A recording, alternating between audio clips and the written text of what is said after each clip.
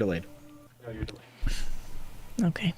Hello, and welcome to Tales of Amnesia, Lunar Eclipse. This is episode 20. The party is currently in a spaceship and heading to a moon? The moon? The moon. Question mark? The singular Somewhere. moon of Amnesia. Okay. Yeah. The moon. Lore drop. Your audio is definitely delayed. I'm not exactly sure what's going on with that.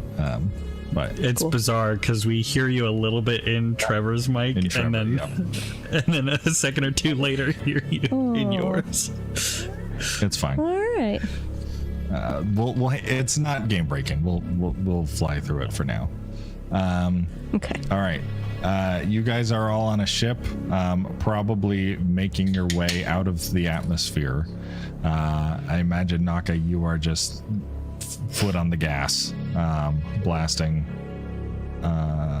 just straight up. Alora, you are probably still catching your breath from cranking through 10 random magic sneezes that you were not expecting at probably the worst possible time for that to occur.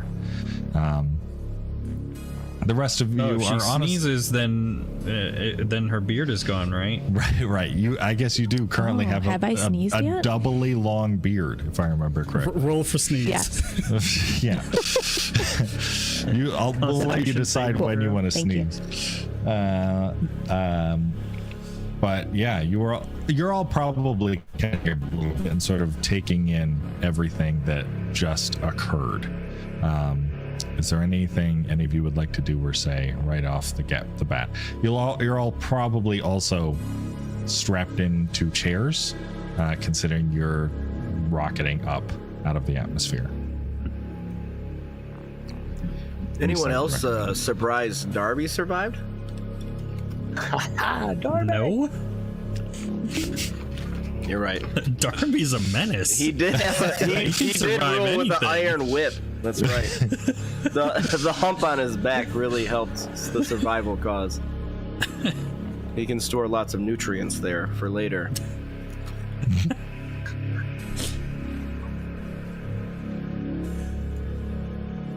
Is it a bumpy ride, or is it pretty smooth sailing? Naka, can you give me a piloting check? Absolutely. I was gonna say, do you know who your captain is? I don't know. Let's see what the dice say. That's actually probably better. Oh my gosh! It's a nat 20. Naka, Gloria. despite every possible regulation that the coalition has put in place about how to learn safely to fly a starship, your dad didn't care, and you have been flying this thing since you were a small child. First on a lap, then on a set of books, probably with a stick taped to your foot, and now this thing feels like home. You've flown it 1,000 times before. Probably maybe even a little emotional getting behind the wheel once again. No problem. Smooth sailing, to answer your question, Yorfie. Vidar, how are you doing? What are you like right now? Your robot friend was crushed in front of you. What am I looking at when I see Vidar? Gosh. Far, I guess, huh? I'm probably just staring into just space, just not saying anything, avoiding eye contact with everyone.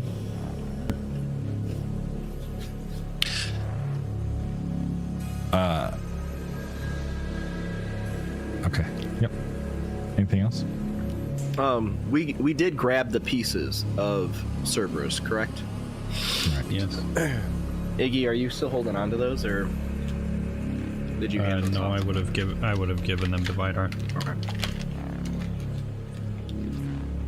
Okay. Do I know, is there anything remotely possible in salvaging this Umber Core outside of a... No. Okay. It's a little bit like trying to get data off of a CD that you smashed into pieces. Yeah. except probably about 1,000,000 times more complex. Yeah. Just use a little craggle, it'll be fine. The Yeah, mending cantrip.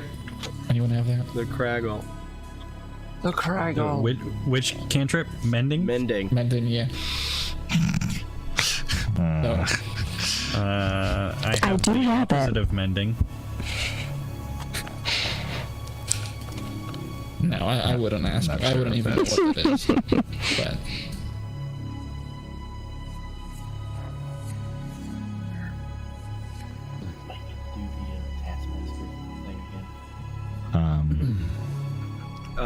How far away is the moon? Like, how long of a flight is it, roughly? I forget.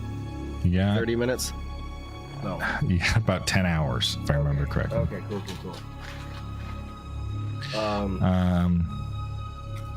Who's holding the pieces of Cerberus? Is it Vidar? Vidar. Okay. Can you give me a perception check?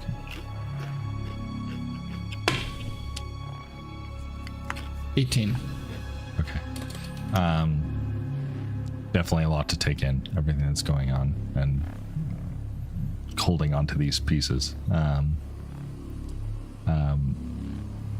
As you eventually are able to sort of look away from just the horizon disappearing out of the front glass of the cockpit, you sort of look around a little bit. Everyone probably also trying to generally avoid eye contact with you, given what they know is going on. And you do see sort of like half like swinging open just from the vibration of the ship is the sort of door that closed in front of where the Umbracore thing was, still swinging open from where Blackthorn took it from. But you do see, like, kind of haphazardly shoved where the Umbracore was, like a parchment of paper sticking out.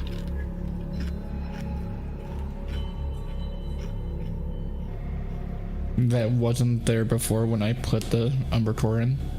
No. It's as if, obviously an Umbracore is considerably larger, but the equivalent would be someone shoving a Post-it note in a USB slot. You know what I mean? Once I just edited the fast. Once it's safe to get out of my seat, I would go up and grab it. Yeah, you spend a couple minutes just to make sure it's safe, and you walk over and find a scroll that is roughly Umbracore sized, rolled up, and it seems to be bound in kind of spun up with what looks almost like a brooch. And the brooch, upon looking at it a little bit closer, the normal brooches, they've got the ring and then they've got the line through it, right? The ring appears almost to be what appears to be like a snake going all the way around. Not like an Ouroboros, there's no head, there's no tail or anything like that. And then the line of the brooch like cuts through the top and the bottom of it. And that kind of pinchered in between is the scroll. I would open it. Okay, yeah. You take the brooch off and unfurl it a little bit. You see in like thick red ink in relatively sort of like flowery script right at the very top. May strong wills prevail. And then as you unfurl it a little bit further, you find text, paragraphs of texts. The main title at the very top reading The Revelation of Night Whisper.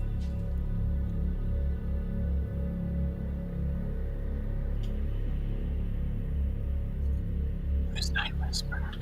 Your mom?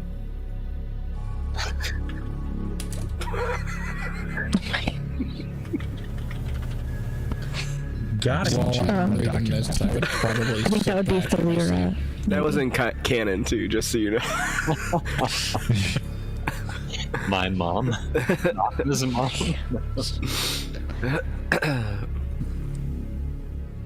That's Thalira Night Whisper, I think, possibly. Who is the leader of Assuming you the said Lunar that out Enclave. loud. Oh yeah. Oh yeah. I'm sorry. Yes, that was metagaming, but No, yeah. I'd probably take this and walk back to my seat and read it to myself first. And then once I'm done, I'm just trying to avoid talking altogether. I would probably hand it to Iggy. Okay. I've sent you the document. If you haven't already got that. Are you trying to hide the fact that you pulled the scroll out and whatnot? No. Okay.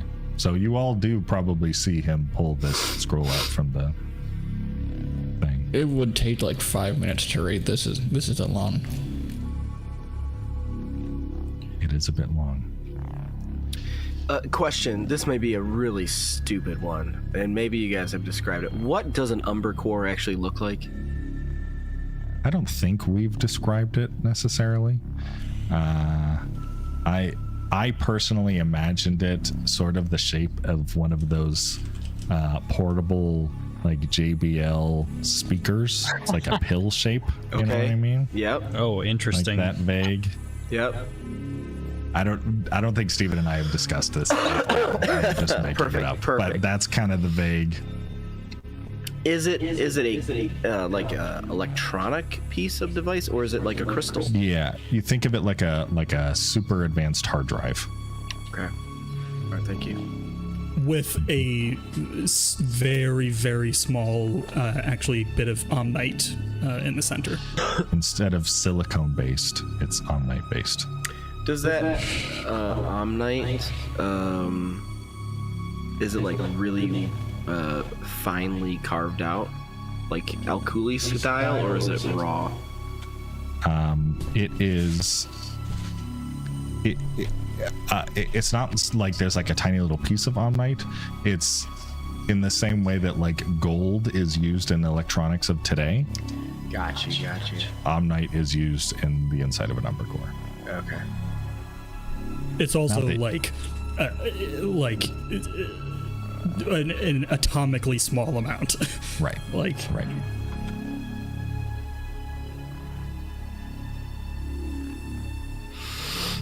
I did hand the note to Iggy to do with it whatever you want, but I just between Cerberus and having less than 24 hours, I'm not doing well probably, so just not talking. It would probably be relatively beneficial that the party / players hear this. Yeah, Yeah, this is stuff that's so above me that I would probably get like a paragraph or two into this before I pass it off. Probably to Alora. cool. Would you like to do some reading for us, Alora? Oh sure. Oh, as long as I'm not echoey. Can you mute you? I don't know. Everything's going crazy on our end right now. Yeah, you sound a little gainy. I don't know if you have like a knob you can turn.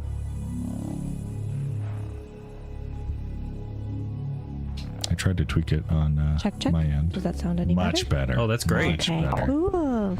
I think you're fixing it, babe. Oh no. And now you're buzzy, Trevor. I don't know what's going on. I farted. You sound buzzy. Oh, okay. I'm turning on Oh, noise now gate it's and gone. stuff for you. Oh. Okay. Has the document been shared in the F part, the DM's chat, or do I need to send it to you? not- We have not seen it. I have not seen the document. Yorfir doesn't know how to read though. We don't metagame. I'm pretty sure that's canonically not true. You It has now been shared. Yeah. Never mind. You don't know that. Shut up, DMs. Let me play the game. Oh wow, this is a lot of reading. Okay. Yeah, Laura, read it. You No. did have quite a number of years of school, so That doesn't mean I paid attention. Fair. Okay, I'm before reading we it. get into this, do we know that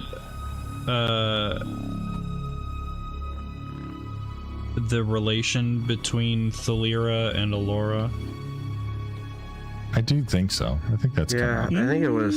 I don't know if that's. I I don't know we, the know. players, know. Oh, I haven't said anything. Okay. that's true. All right. Still not saying anything. Well, here we go. Can you mute, Trevor? Can you mute your mic? Because I can't read with the echo. Thank you. Okay. It throws me off. Last time it threw me off, I was stumbling. All right. Phase 1, the vision. In the time of shadows, under the silent gaze of the eternal heavens, I, Thalira Night Whisper, servant and seer of the moon, set these revelations to parchment.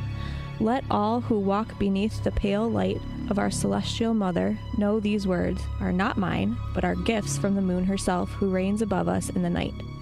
It was during the silver eclipse, when the moon's embrace overshadowed the sun's arrogance, that she descended upon me.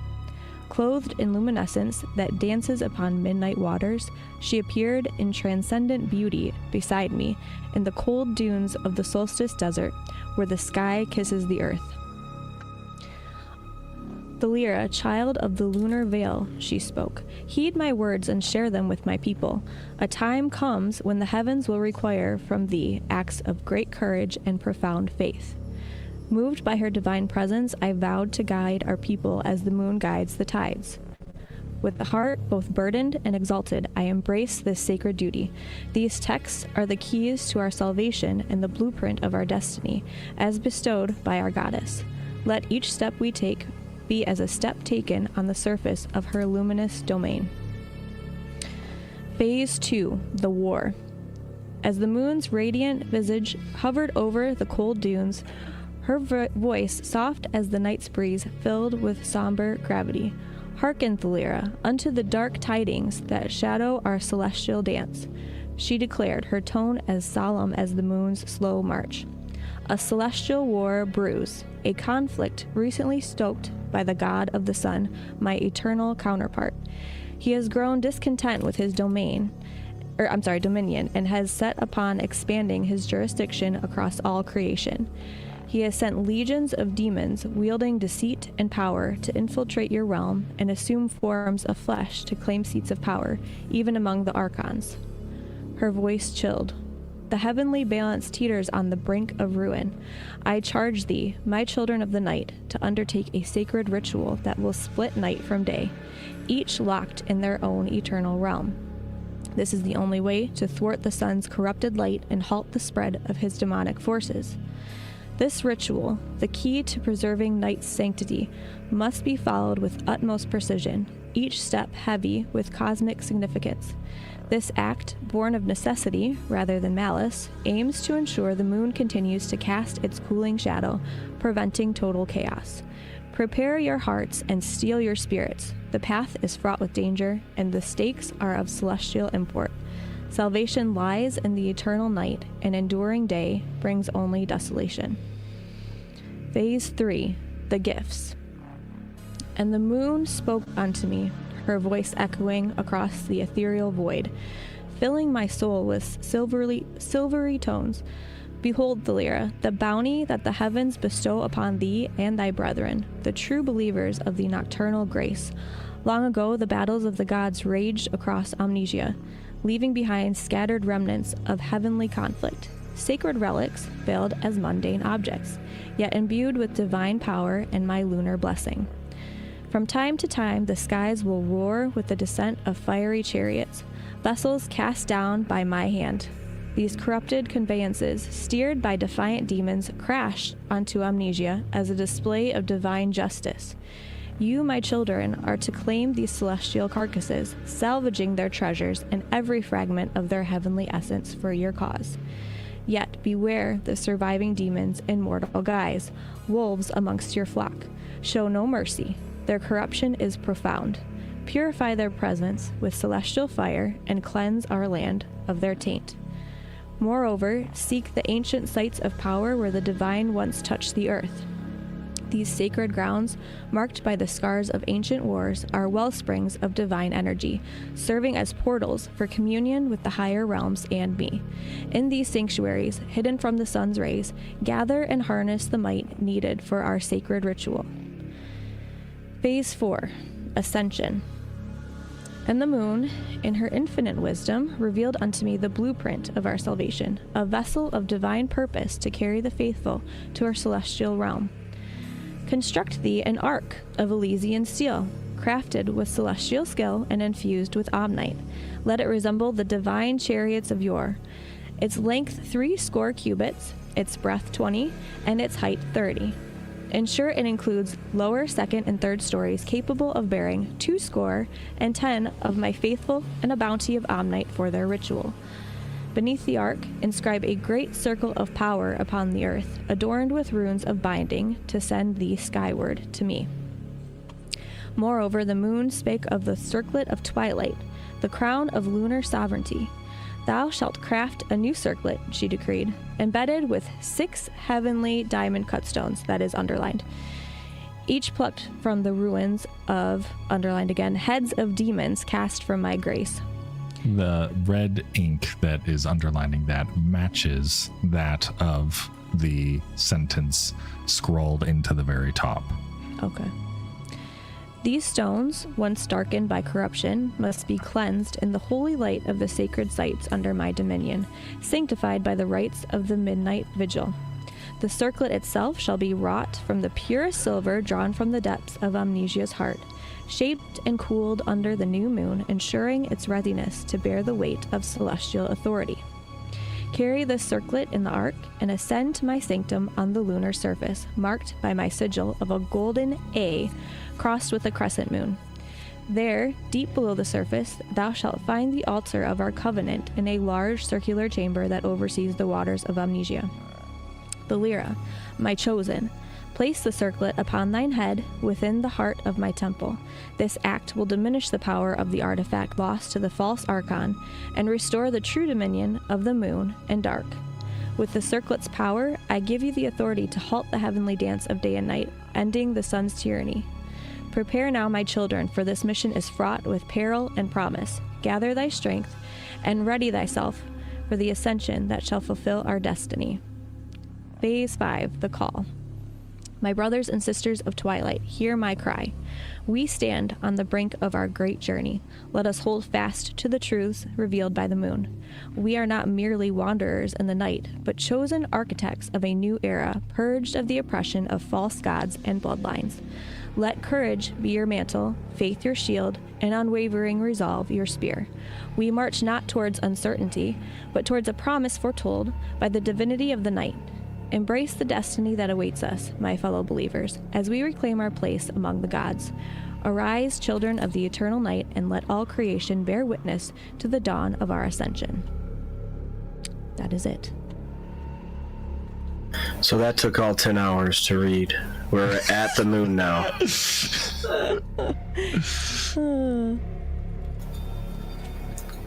Interesting. I mean, replacing God sounds pretty good, you know? That's probably good. Man, that is so much to unpack. Yeah. Yeah. So, did, Blackthorn just decide to leave this here for us? He's just helping us out in the cause, huh? He's a stinky layered onion, huh?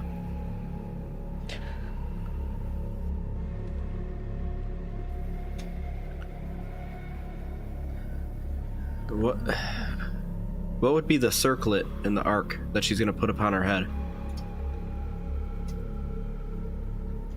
So my first thought was, what spell requires silver and 6 diamonds as material components? Alora, but it says 6 heavenly diamond cut stones, so it might not be diamonds, it might just be stones cut into diamonds. But then it also says each plucked from the ruins of heads of demons cast from my grace. And earlier it was talking about how from time to time the skies will roar with the descent of fiery chariots, vessels cast down by my hand. These corrupted conveyances steered by defiant demons crash unto amnesia as a display of divine justice. I assume that's talking about us. Us? Yeah. That's what it sounds John like. just pointing at himself. Like, Yeah. So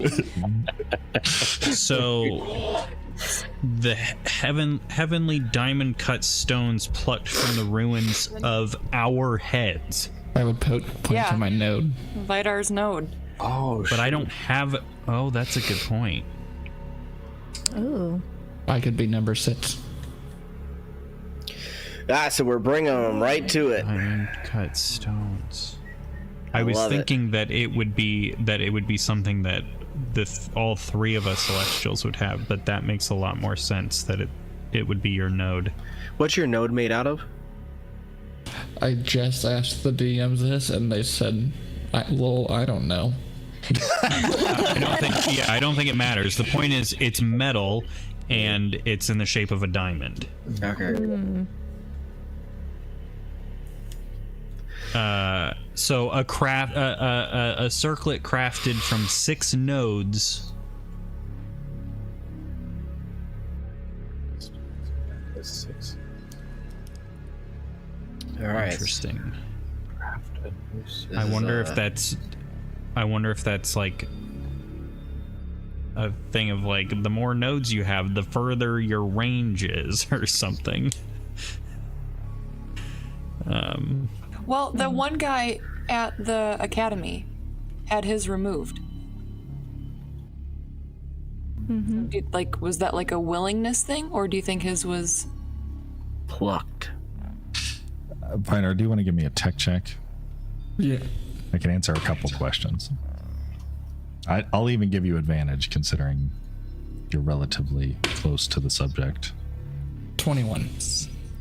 21 It was is a low advantage roll. on a tech check? Yeah. Wow. Cringe. Yeah. So 20, you know that the 21, the node, for the most part, it's a tiny little computer, right? And it has a bunch of functionality for sure, but the base of it's a computer. Having 6 computers in one place, it might get you marginally more range, just having more antennas. But the reason you would have more than one node is more for the sake of increasing processing power rather than range. And regarding Ember's question, a node can be removed. It is generally pretty difficult because it is hooked up neurally brain wise, right? So you don't know how he took that thing out other than probably very carefully. She mentions the silver eclipse when the moon's embrace overshadowed the sun's arrogance. Is that the silver eclipse would be a relatively niche, like 3rd tier holiday on the sort of outgoing calendar. Sort of more or less like one of the phases of the moon that happens a couple times a year. gotcha?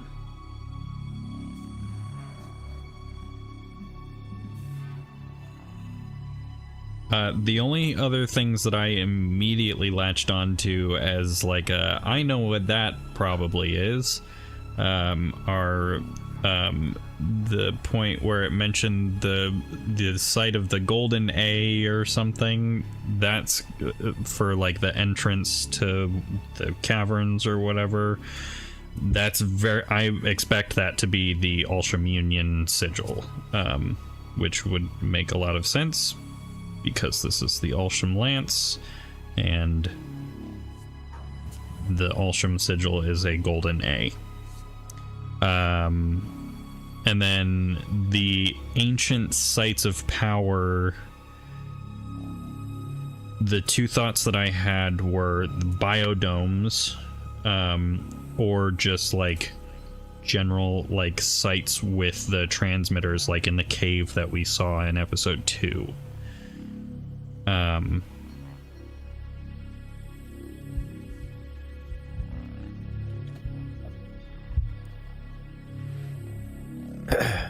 How easy is it to have that node removed, Vidar?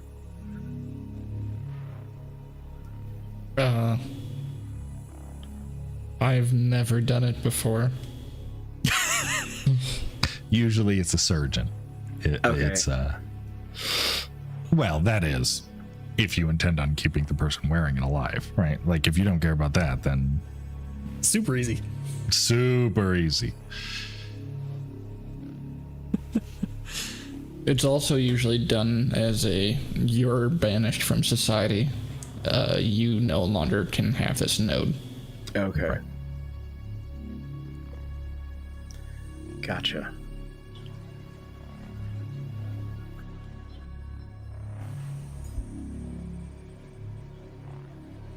What if we banish that node from society so they can't get it?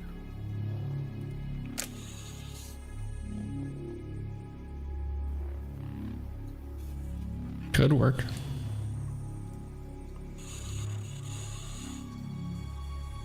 What is this ritual that it's talking about too, where we're with the bounty of Omnite for the ritual that's supposed to be on board the ship? I wonder if that's needed for like the lance to be powered or something.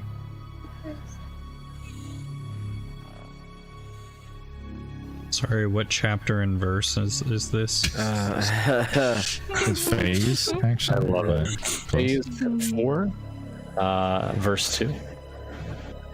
Okay, thank you. Verse, yeah. In phase 2, verse 4, it talks about undertake a sacred ritual that will split night from day, each locked in their own eternal realm.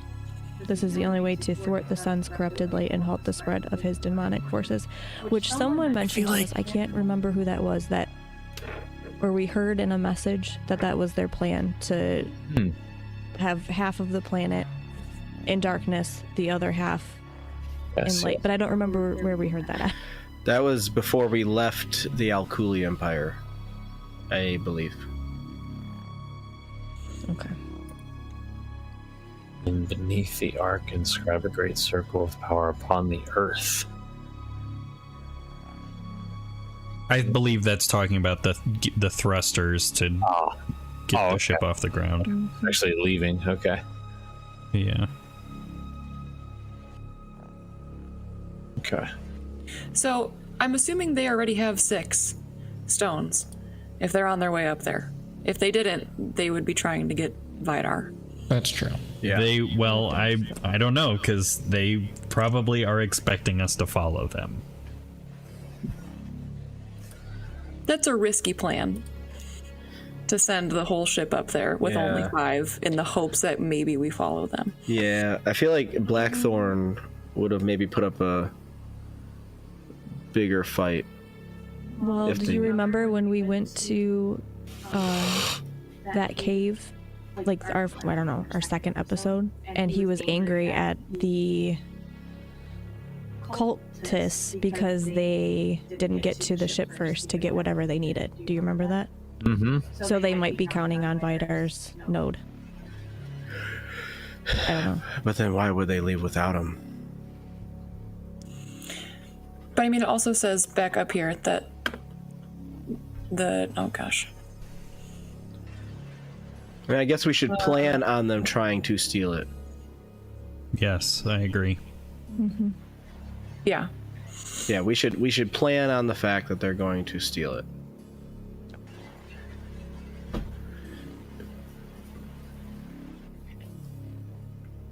And we should be planning on that the moment when we arrive, they're just waiting there for us.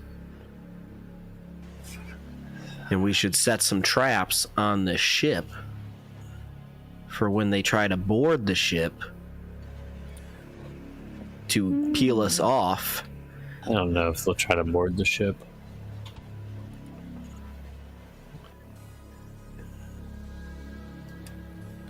I mean, if a ship docks there, and no one comes out, they're gonna try to board the ship then. All right. Well, yeah. If we chill out here, yeah, for sure.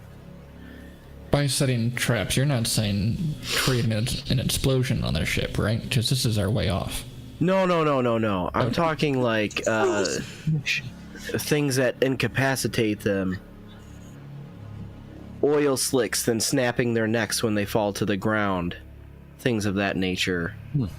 Home Alone. No, I'm just kidding. What's a Home Alone? We'll add it to the list. Yeah, we'll add it. We watch this on the way. Your fear begins to search for paint cans.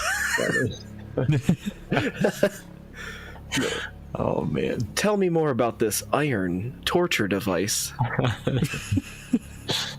All right. All right, yeah, so, okay. Let's just assume they're going to try to take the node. Yeah. Okay? Yeah. The next thing is, we obviously don't let them take the node at all costs. Third thing is, they have to have some type of backup plan if said node is not removed. Is there a way, like a fake node could be created via mound of Omnite that they're bringing? I mean, Omnite is not a computer in itself.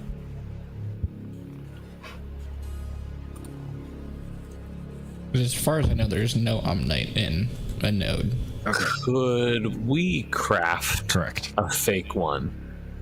Ah. The Out of old Cerberus's switcheroo. Yes, the old switcheroo. Yeah. Like, would we saying- do that on a 10-hour trip? Are we... Even if we could, replacing it with my node wouldn't be an easy process. Or a little impossible, maybe. You just need like those credit saying- card skimmers where it looks like Yeah. the same thing, right? And you just Could stick it we on top. could we minor illusion that the node has been replaced in Vidar's head and we have a fake one? And we say we're committed to the cause and here's the node. We've had a change of heart. Blackthorn really showed us we are outgunned. Yeah, that's kind of more what I was thinking. Just like have something to give to them. He bought us enough time to get up here. And here's the node.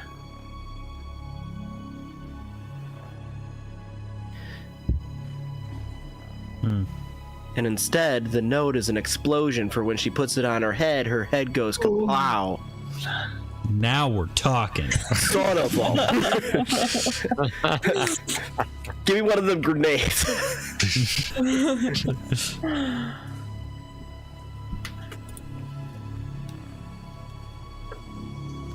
And then while you guys do that, I find a drill. I start drilling through the moon like that movie I just watched a few hours ago. Armageddon. Made by the great visionary Michael Bay.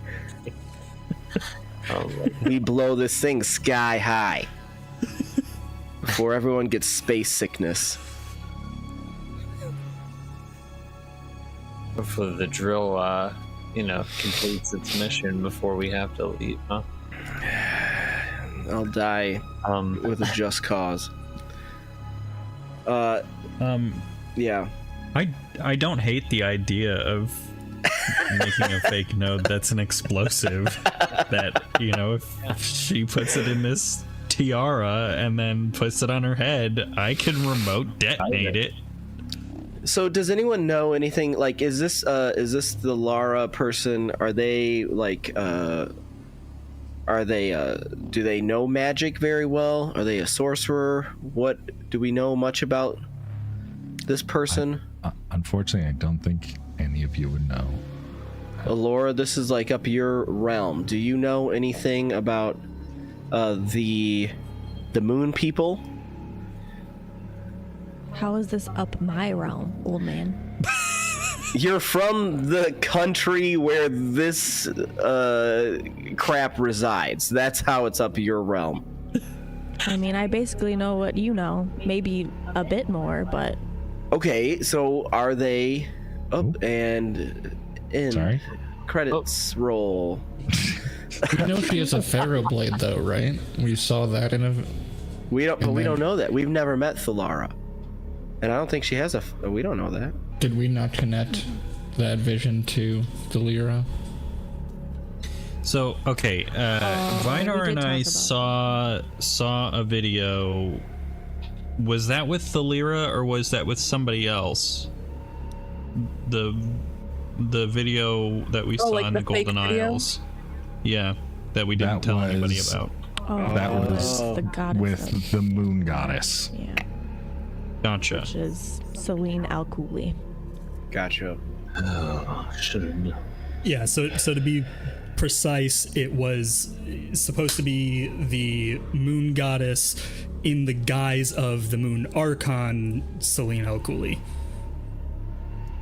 But yes, Okay. I know we made it very confusing. All right, so we don't know much about these people. I'm just gonna assume that they're mindless occultists with tendency to know magic and space people technology. So a whole bag of fun.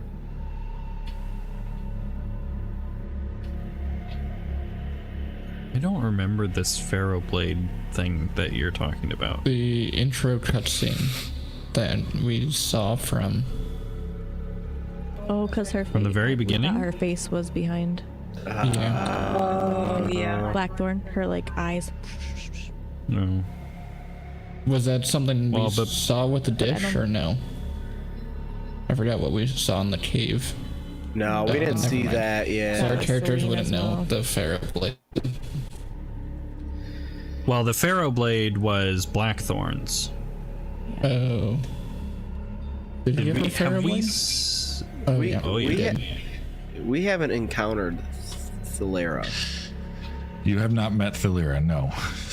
You did not see Blackthorn wielding Pharaoh Blade. You did see very Pharaoh Bladey holes in your ship Yeah, you're that he right. walked out of. Right. Okay. He doesn't need a Pharaoh Blade to fight you.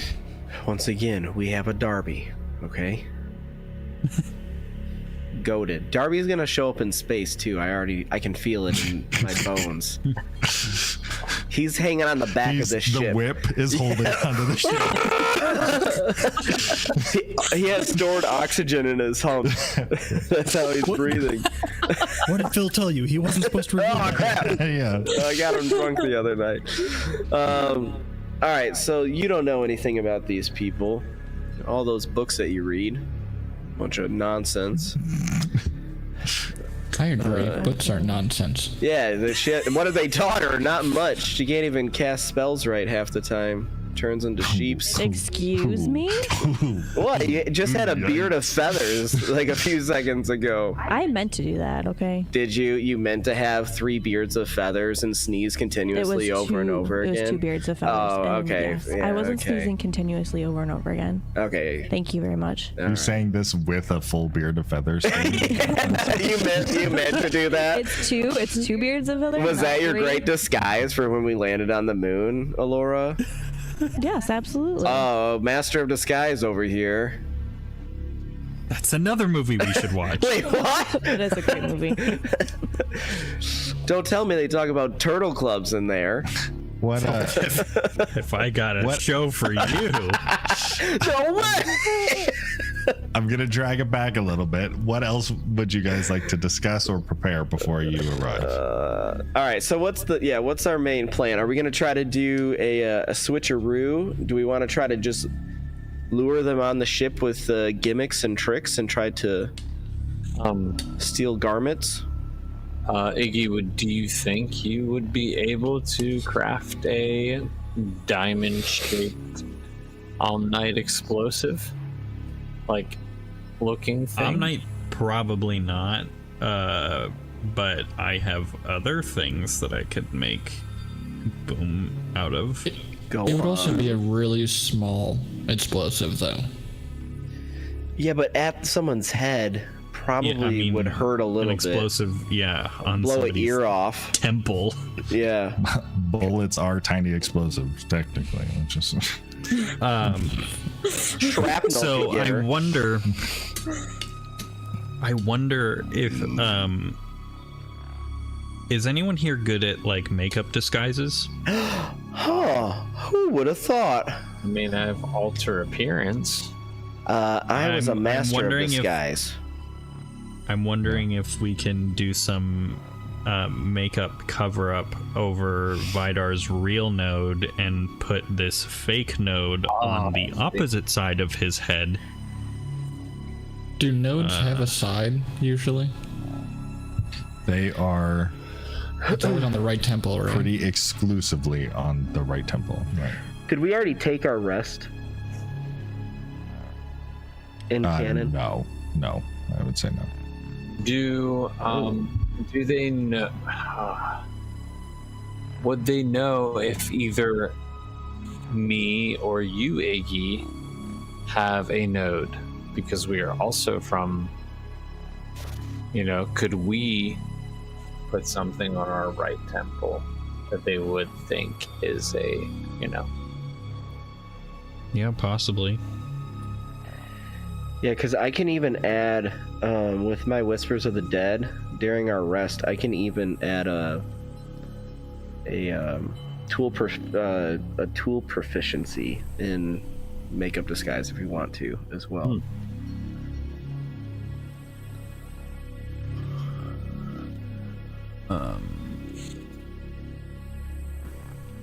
Now, I would also like to say there is a chance that Thalera has some type of way to detect us pulling a trick on her. What could we do to block that? I guess what, Alora, in your magical wisdom, what would you use to detect a suspicious node?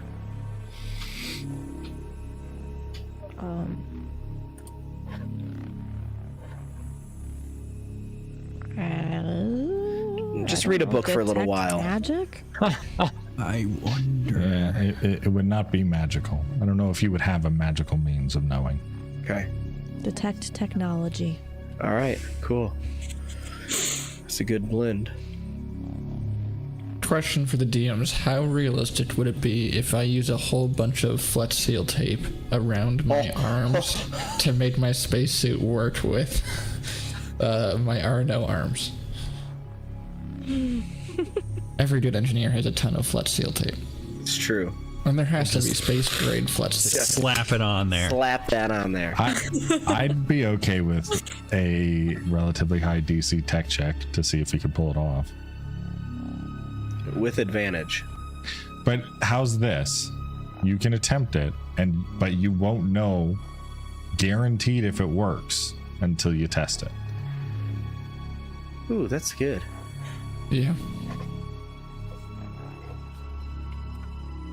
That's fine, yeah. Okay. Tech check. Can I cast guidance on him? Sure. Can I cast Can I cast pat on the temporary back? boost on me? Sure. Hey, Eddie, do you want to help with this also? Yeah, can I assist? Sure. This roll's gonna be a 45. My roll was an 18 Yeah. plus 12, 30, and then my Plus temporary boost guidance. is a 5, 35. What is your guidance roll? D4. He's gonna be all right, guys. It should do be you a want me to roll D6 by now, right? Because your level. Guidance does not scale with level, I don't think. Yeah, I don't think so. It does not. Oh, Yeah, just a D4. I'll check on that, but you might be confusing it with Bardic Inspiration. My bad. Yeah, it's always a D4. You gonna roll it, or do you want me to roll it? You can roll it. 1. 36. 36. Yeah, you're pretty confident it's gonna work. But you don't know for sure. You're not sure. You never There's know. that room behind us that we sealed off, right? We could sort of test it. I don't think you yeah, have an probably. airlock in between Okay. Yeah. I'm also, in general, I'm going to start asking for decisions over questions, just so we can start moving this along. Okay. Would you Is like there- to spend hours trying to make a fake node? Is that a decision we want to do? Is that what we feel I is think value so. added? Yeah. Cool. Because at think least so. the explosion could catch. It may not kill her, but catch her off guard Yeah. Okay. in a way that we're. Is there a spell to make somebody appear dead? Ooh. Yes. Is that a spell There that is. someone in our party has? If we take a long rest, I can have it. I mean, I can also. Long rest. I can also make him look dead. Again. Well, I'm master of thinking. disguise. I'm thinking that this is a moment where someone on the opposing side is going to pull this fake node off of my head, and I need to look like I have just died. Yeah. There is a spell called Feign Death. Yeah, I can get that. Wait, are we That's making on Vidar self, though, appear right? dead? I don't know. Hold on. I Yeah, I don't know if you can cast believe it it's on target self. others. Is it? No. Are we I know, making it's a willing creature. Iggy appear dead or No, I took Vidar? a willing creature. Yeah. Well, I guess whichever one of us is wearing the fake node. I assume that we don't want to put our fake node on top of a real node in the event that, Right. depending on how they grab it, it Well, does something to his actual node. my thought was instead of having anyone appear dead, we actually just make it look like Vidar's node is missing. Iggy, you are a surgeon and you have very still hands with dealing with explosions. On our trip up here, you removed his node because we've had a change of heart. I'm don't know if worried they they would buy won't that. believe that. Yeah. So from the text that we got, it sounds like they don't trust any celestial at all for any reason. Right. I'm guessing they are going to want to pull this off of our heads.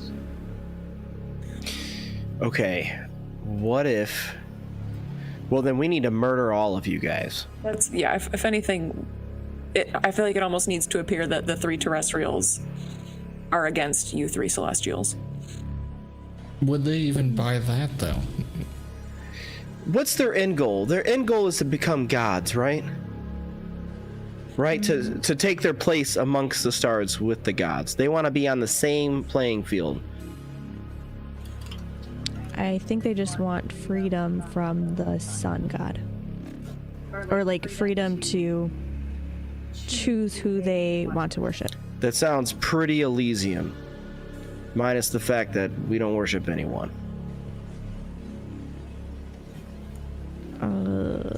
So not very Elysian. Wait, hang on. What do you want to do? What do you want to murder? What god do you want to serve? Wouldn't you have the motive out of all of us to just kill us all because you believe in moon and sun people? Maybe you had a change of heart. You murdered all of us with your magical powers because you chose the moon or whatever bullcrap you want to believe in. And we're all dead. The daughter of Battlebrand, though, I find it hard to believe they would buy her switching sides. But the sister of the Lyra. We don't know that. Do I Laura know know that? though? Because I know when I talked to Durgan, I did he think you know do that know. Thalira was? I think so. He did. Okay. I believe so. Okay.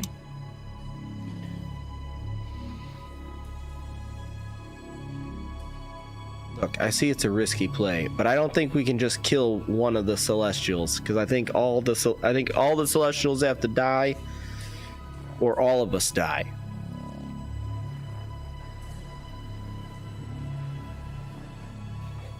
I mean, Feign Death is not concentration, but it is a third level spell. Yeah, that's blowing a lot of stuff. Right.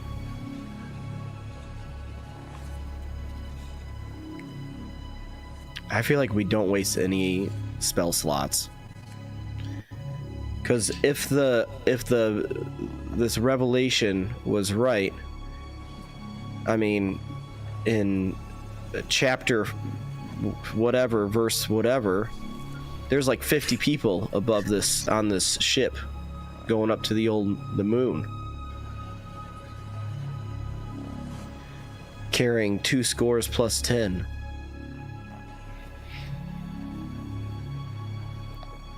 I think we need to save some resources.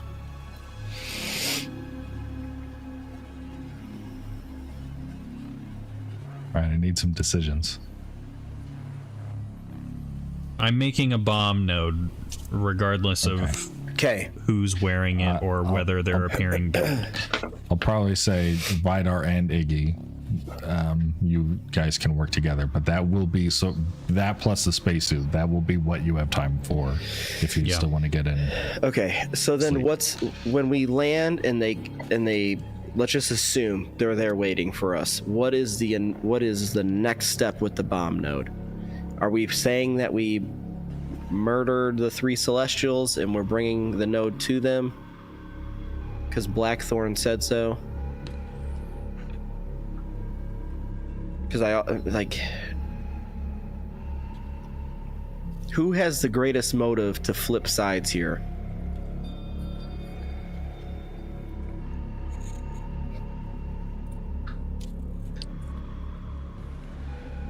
Probably not your fear. No, I don't even care. Probably me. Yeah, Perfect. I would agree. So I think Alora needs to do the talking. And are we all dead? How well can we pretend to be? I mean, we can hide. We don't have to act dead. Only one has to be dead. Maybe the other ones did not make it onto the ship. We were fighting Blackthorn getting onto the ship. Is there space for us to hide in here? Smugglers' compartments? I mean, almost certainly. It But is also, a is it ship. right? I'm just saying. But is it believable that Alora could get this ship up here on her own? No. Can you minor illusion Naka's lifeless body on the ground? Not That how is works. well beyond. They know we don't have an Umber Core, though, right?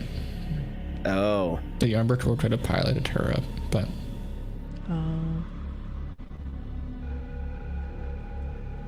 That's true. It's true. Is that the play? Is the Umber Core compartment? Does that have a door over it that can just be closed? Mm-hmm.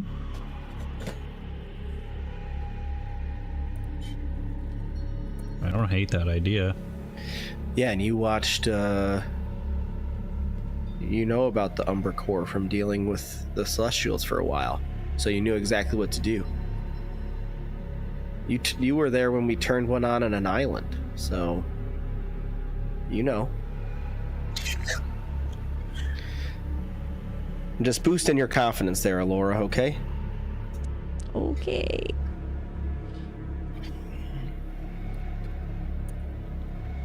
I imagine that won't be a topic of conversation. Do I need to know about that? No, I'm just saying.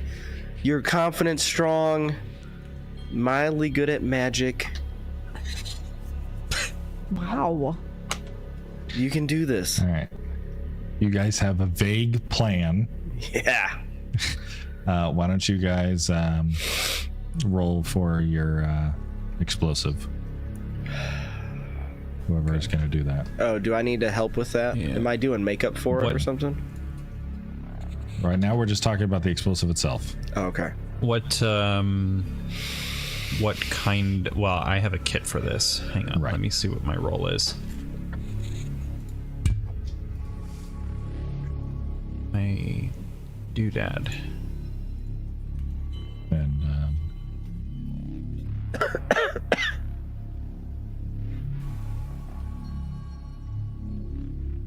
Aaron, you can just give advantage, basically. Vidar.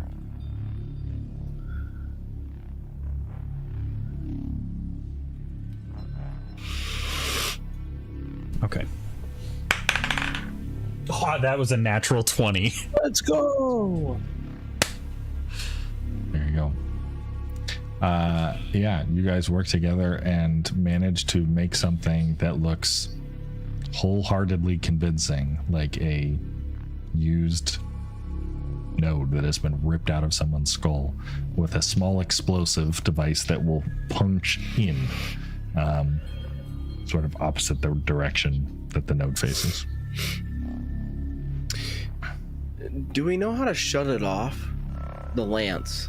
Like when we get up here, do we know how to dismantle it? I'm assuming, hopefully. Nope. Armageddon, baby. Sure don't.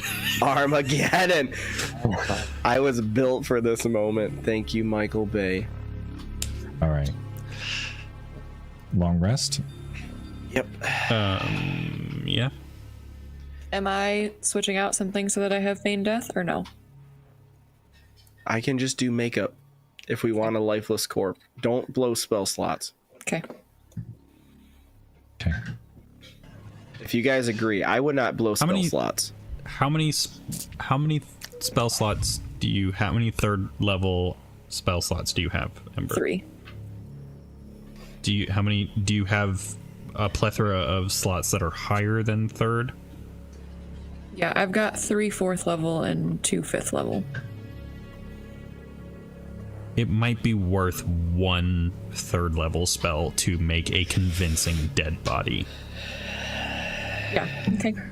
All right. Any other preparations? Vidar, do you still have the robes from that cultist that we knocked out? I gave them to your fear. Okay, I want those, and I also want to put on my moon necklace if it fits me. I don't know if that was like a baby necklace, but No, yeah, it was an adult's necklace. That's good. Okay. See, you I'll do put know that some on. things. No more than you're She's been leading ready on. for this moment. She's actually gonna you're turn on on it. us. Lovely. We're dead. 1 hour. I have a potion of invisibility. Y'all think that could come in handy? Should I be invisible so they don't see me with a node? I don't need the potion, but if they see 2 of us with a Probably, node. yeah, that's probably not a bad idea. All right. I'm gonna move on. I don't anticipate for you guys to be like in a situation where you have to make really fast decisions for a little bit. Wait, So, are we all hiding or no? currently you're on a ship flying towards the moon. So Well, I understand that when we arrive. Thank you, DM. yeah. As you guys start waking up slowly, I imagine, Naka, you've taught maybe Iggy or Vidar how to hold the wheel straight, since autopilot is not working right now. While you got your shut-eye, you start approaching closer to the moon, and you all eventually start making some observations about it. The first thing you will see now, much closer, is that there's a big ol', what appeared from a distance to be a crater sitting in the middle of the moon's surface. That, as you get closer, is the deepest crater you've ever seen. Going, further, kind of like disappearing into black, as it's covered by the sparse atmosphere that the moon does have. You do see various bits of like various craters and the normal like pit marks you would see in a moon, but as you approach closer and closer, you do see other signs of life. Really, you see very distant buildings, sort of kind of stretched out, very sporadic on different parts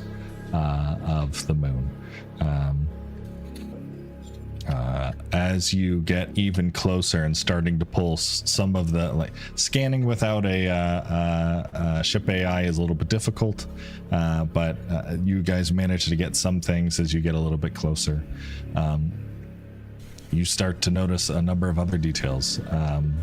Many of the large craters that are in the side of the moon, you see what appear to be large, almost like closed bay doors that are circular, that sort of take up the entirety of these, in some cases, miles wide craters in the side of the moon. You see, honestly, what you would probably mark as debris. You see ships, some very small, some very large, just lying all across the surface. Probably you see dozens of them as you get closer and closer, as if some giant war battle was happening, and this is sort of the remnants of it.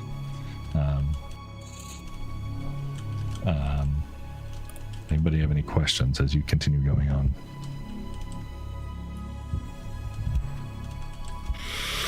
Nope. All right. As you start to get closer, Naka, as probably still a couple minutes out from deploying, like, landing gear or anything like that, you get a notification of, like, incoming communication. Okay.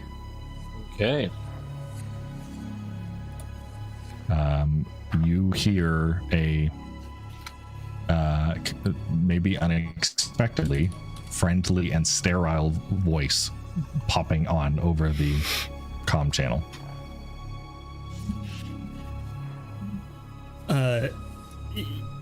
You hear a voice saying, "Welcome to the Awesome Lance. Please provide identification. Please provide identification. If you do not provide identification in 10 seconds, you will be destroyed." 10, 9, 124-329. 6. Authentication not recognized. You will now be destroyed. Have a wonderful day. Oh no. Iggy, can you give me a perception check? Yeah. I mean, that wasn't great. My passive perception is so good, though. 14. 14. All right. Well, you don't get maybe all the information I had for you, but being somewhat familiar with Ulsham technology, you see very quickly what appears to be several automated sort of turrets spring up from beneath the surface. Large turrets probably several times the size of the ship that you are currently on, all like taking aim and starting to glow. Would I have had any clue for identification since I am from the Ulsham Union? Have I heard a thing like this? Could I Hail Mary some thing? Maybe. Do I have like an ID number? Okay. Yeah, I think it's a little bit too late for that. Okay. In the same instance, at the same moment as you're sort of taking in these turrets, sort of lighting up and glowing, one of them rips out bright green laser fire and blasts it toward the ship, which we don't have ship stats, do we? Not that we've given. We haven't dealt with any of that this time. No. We're screwed.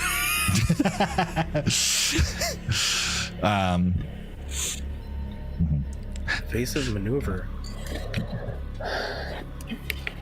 But like, Okay. actually, maybe. Yeah, for real. Can I get off. a piloting check? I'm also proficient in piloting. Can I give assistance to this? Guys, I got a nat 20 again. Yeah. I got a nat 20 again. That's Plus 3 2. nat 20s, 2 of which were yours. in Bro, this your game. dad That's is ridiculous. flowing through you right now. Oh, plus 3. Yeah, so 23 total. Okay. Yeah, we're not using actual Starship rules because I don't want to deal with it this campaign. But I'll say with a 23, you managed the first volley of laser fire. You managed to flip out of the way, but that is not the first laser or the only laser that comes through, and it's just freaking full Star Wars, just Star Trench Destroyer, run. just blasting from every direction. As you're continuing to swerve, is there anything anybody else wants to do for this round? Bro, I'm buckling in. I'm buckling Right. in. The Orpheus don't know what's going on. We didn't clock the Ulsham, or I didn't clock the Ulsham sigil on our way down, did I? Not yet. I know you mentioned what I assume is the barrel of the gun. The deepest crater anyone's ever seen. Oh, I see. They didn't have a big A in front of it or anything like that. Right. I'm gonna tell Naka to head for that massive crater. Okay. You get that out. Naka, in your evasive maneuvers, try to pull around in that direction. I'm gonna need another piloting check and see how many nat 20s you got in you. Can I give assistance again? Oh my Sure. gosh, guys. It's a crit fail. Oh, You have Well, you get advantage. advantage. You get have advantage. Okay. Okay, that's an 18, so 21. Okay. Oh my gosh. That was almost managed. not great. You manage. At this point, you see just like ripping right in front of the cockpit, like several. You barely managed to avoid getting hit, and you are now ripping in the direction of the barrel of the gun, so to say. But at this rate, it's gonna take like several minutes to get to. Are we cloaked? Did we try that? I assume they have heat. I didn't hear anything about cloaking up until this point. I think that was with Cerberus, right? Let's hit I it. think he was able to. Yeah. I Yeah, don't he was think able we to can cook. do that without him. Well, I feel like it's just part of the ship. I don't think that's that was just Oh, something is he it? did. Yeah. Right? This ship has cloaking, right? Yes. It can turn on. It's probably a bit more of a longer process to get it on without. Okay. Can I yell for Vidar to help with that cloaking process while I'm steering the ship? Because I don't think I'd be able to do both. Sure. That would be fine if you want to start doing that, Vidar, but you are not going to be helping for piloting checks moving forward. He would be the only one that would be able to do that, I would assume. Correct. I mean, all right. I can try to assist for piloting, but I don't know that I'm good enough. If you're not proficient, actually, then yeah. All right. So you bark that out. Okay. Naka, give me another piloting check, and then we'll try with the tech check. Okay. 16, 17, 19. Yeah, 19.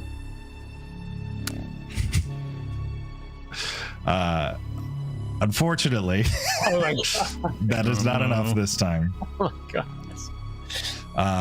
And all of you, I mean, for some of you, this is your first time being hit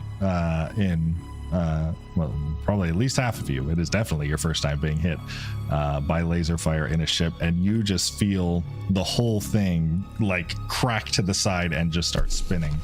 Naka, you see shields gone from like 100 to 0, and several of the engines are just gone. Can this be when I Resets are going sneeze, off. please? Just feathers shooting everywhere. Naka, you're wiping them off. Yeah. I'm gonna ask for a piloting check for a attempted crash landing. Okay. Oh, guys, I'm so sorry. Oh, Can no. is there a rock? I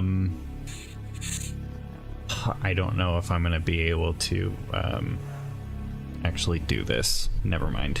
I was gonna try to cast pull earthward. I don't know about that. But I don't think I can do it on a ship. What'd you get, John? Naka? 8 on the die, so 11. 11. Ooh, we're gonna hurt a little bit. Good thing I buckled up. I buckled up for safety. Brace for impact. I told you guys to wear your seatbelts. Naka, you just start losing control of the ship pretty quick. There's only so much you can do when you lose engines, and spiraling off to the side, you do manage to hit the bottom of the ship on the ground. Better than the top of the ship on the ground. Yes. But all of you take 13 points of impact damage. Wait, as you even all if I'm just buckled? Slam into you. Bro, What good is a seatbelt? What good are these? This is like seatbelts from 50 points of damage. thousands of years in the future. how about you ask the last 3 people that got into a ship crash in this campaign and All right, well, complain to me about 12 you know what? points of damage. You guys have androids, but you can't make seatbelts. Okay, I get it. Here in a little bit. All right, so 13. You see just dust shoot out everywhere as you punch into the moon and sink several feet in. You see sparks and flames shooting off of the sides of the ship. Also, Naka, probably the worst thing you could imagine happening to this ship, smashing it into the side of the moon. I think at that point, if have we settled now into the side of the? You are no longer moving. Okay, I And think everybody's conscious. yeah, Naka would yell just to make sure that everyone's okay, just to check on everybody. Are there like portholes? Can we see like what's around us on the side? Yeah. Are there things Naka, coming why at don't us? you give me a perception check, sort of looking out the cockpit and seeing what you can see. My perception. 14. 14. As the moon dust starts to settle back down, you look out in front of you, and it doesn't take too much to see what looks like the back half of what you recognize to be a Celestial Vanguard class warship. This is a old Universal Coalition warship. Hundreds of people would have been on this thing. You said old, though, right? It is old. You are also looking at the back half of it. It appears to be basically 70 degrees pointing down into the moon, as if it had Suffered the same fate. more or less, yeah. So the back half is like sticking up, not quite like straight down sort of thing, but like, you know, and Like it looks the like it's been Titanic. here all a long time.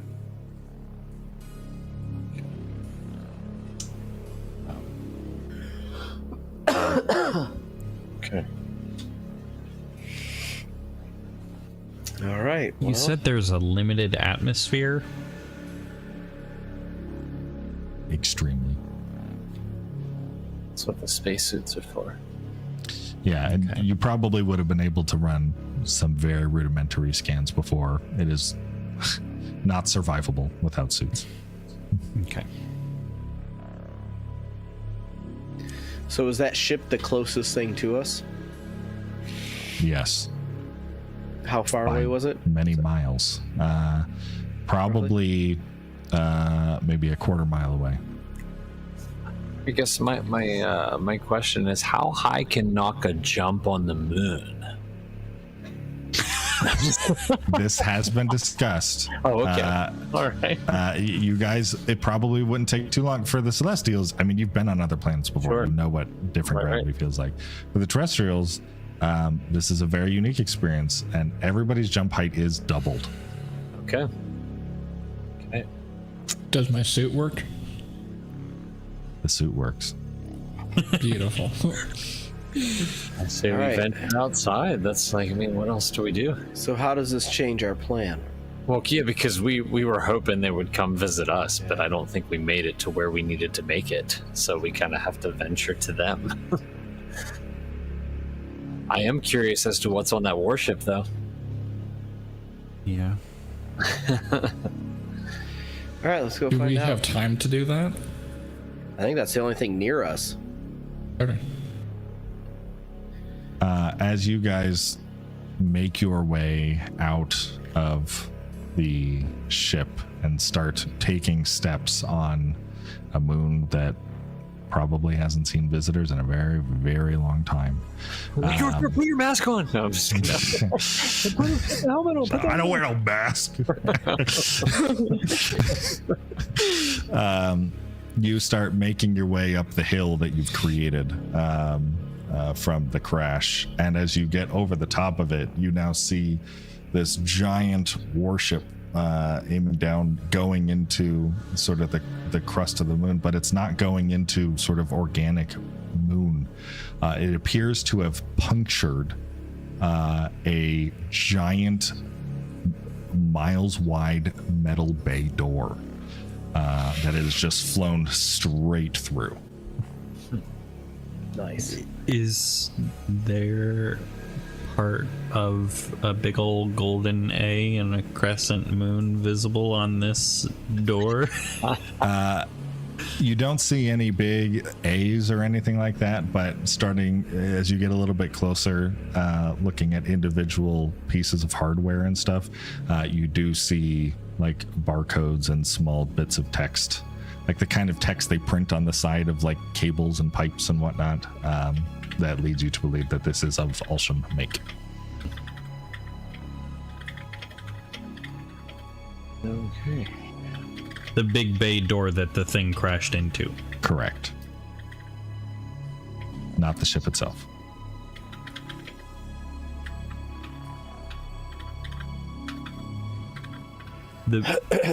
Wait, have I misunderstood? The bay door is on the surface of the moon. Correct.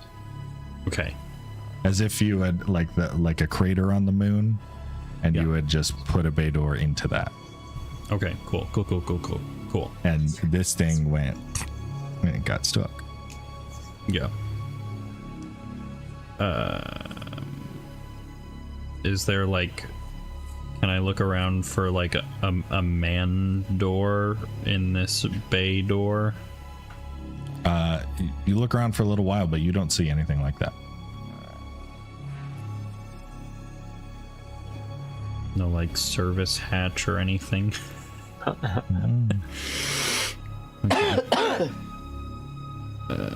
mean, we could go into the ship and hope that the ship has gone through the door and we go through the ship to get through the door. Yeah. Probably best bet. All right. You start walking across the giant metal door. You can see even starting to rust in some places and whatnot. It looks like it's been here for a long time. And as you get closer to the warship, you see a name inscribed into the end, or the side, the UCS Twilight's Edge.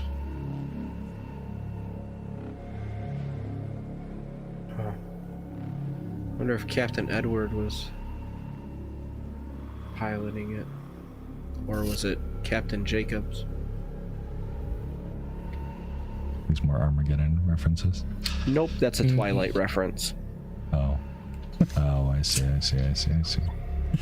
But you all spend a few minutes walking over to the warship.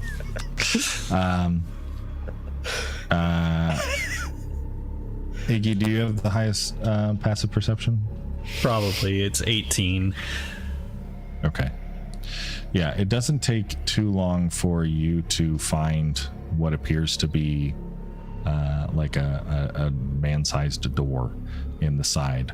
Although the door is in this orientation, right?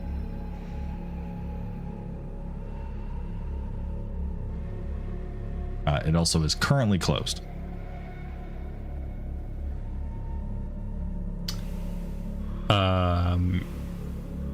Can I sense the internal mechanism of the door and open the latch with my Pharaoh stuff? Like grab the things holding it into the, like, latching the door shut and just push them open?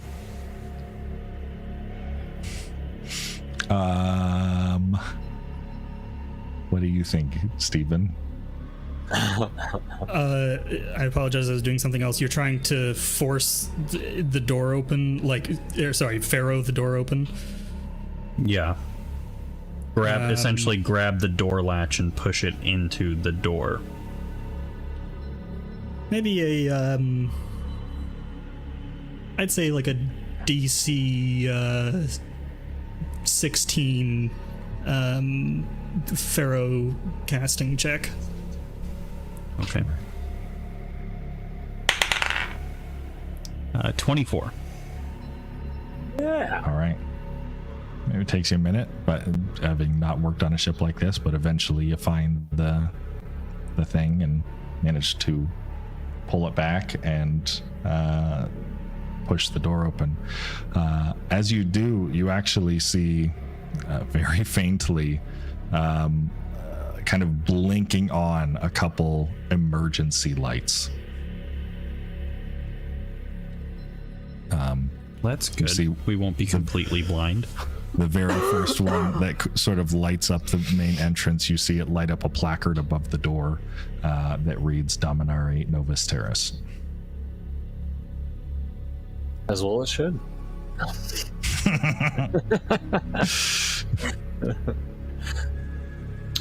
Did the sorry, I'm forgetting the name of this ship.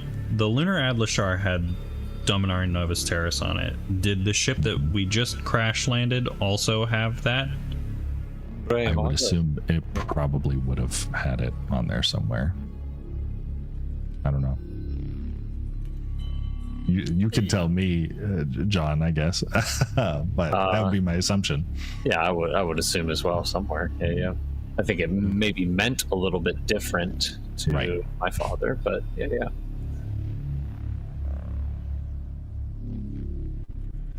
All right.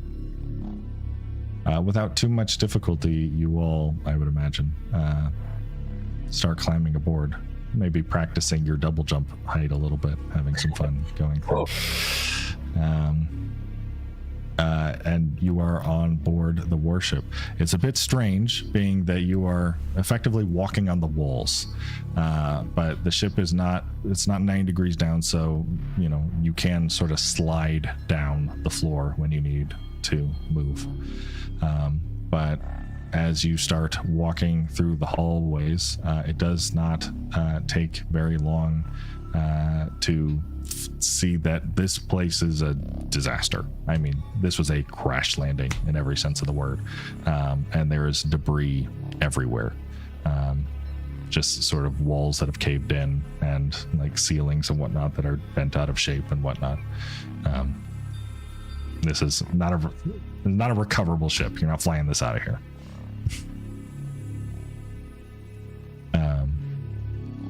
Well, we don't need to fly it. We're just trying to go down.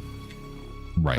Do we see any? Since it's a warship, is there any? I don't know, anything that we could possibly use Sure. Yeah, are there any weapons?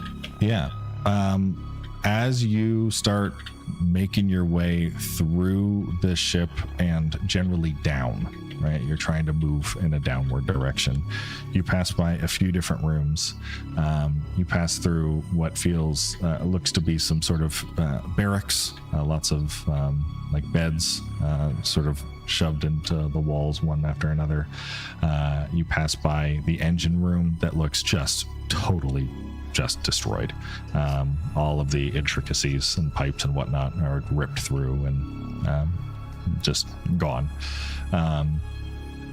You do find, as you get closer to the front of the ship, though, what could probably be described as like a war room. Not exactly like the cockpit or anything like that. It's a relatively wide room with a big table that's fixed into the floor into the middle, although anything that was on that table is sitting on the wall, far away. Copy, red phone on the wall. You don't see any weapons in this room, but you do see a number of other interesting things that catch your attention. Can I get a investigation check from whoever would like to do it? Investigation. I've got +8. I've got Oh, that's way better -1. than mine. Not me. I have. Wait. Invest. Oh, I got +2. So not me. This sounds like a job for Vidar. All right. Start sniffing around. I'm gonna use lucky. I got a 2. Okay, 17 + 8, 25. Okay. You notice a couple things. The first thing you see are a open rack of what appears to be, at one point it was hanging uniforms. Those uniforms have since fallen and are laying in the side of the closet. But Iggy, upon Vidar pointing them out, you would recognize all of them as Alsham technician uniforms. Like what I'm wearing, but older. Yes. Well, slightly Or different. similar to. Yeah, Sure. you're more of like a lab scientist. Yeah. Right. So like you have a lab coat, but it's less of a uniform. These would be more like technician uniforms. But Gotcha. Iggy, can you give me an investigation check on those? Yeah. Oh, that was not good. 5. All right, never mind. They look to be. They're Alsham uniforms. Yeah. Vidar, you see a couple other things with your 25. You find smashed at the bottom of the room, centered above where the war table rests, what appears to be a relatively unique, kind of uncommon piece of Alsham tech. It doesn't take you long to figure out what it is with your background and your 25.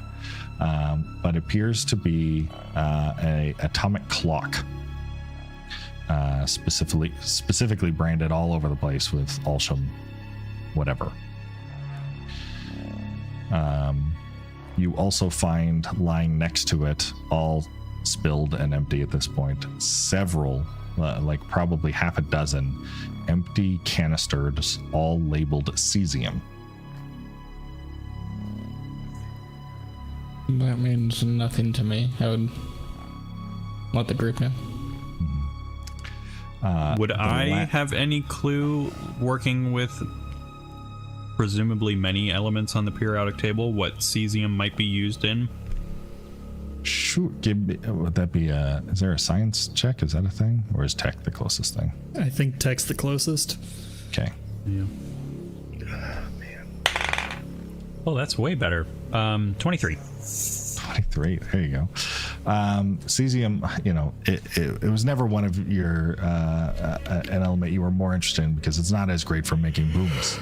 But your memory is jogged a little bit, given some of the other things that Vidar is finding in here. That cesium, specifically the vibration of cesium, is often used to have a very precise calculation for time calculation. The number of cesium vibrations per second is used to calculate the passage of time.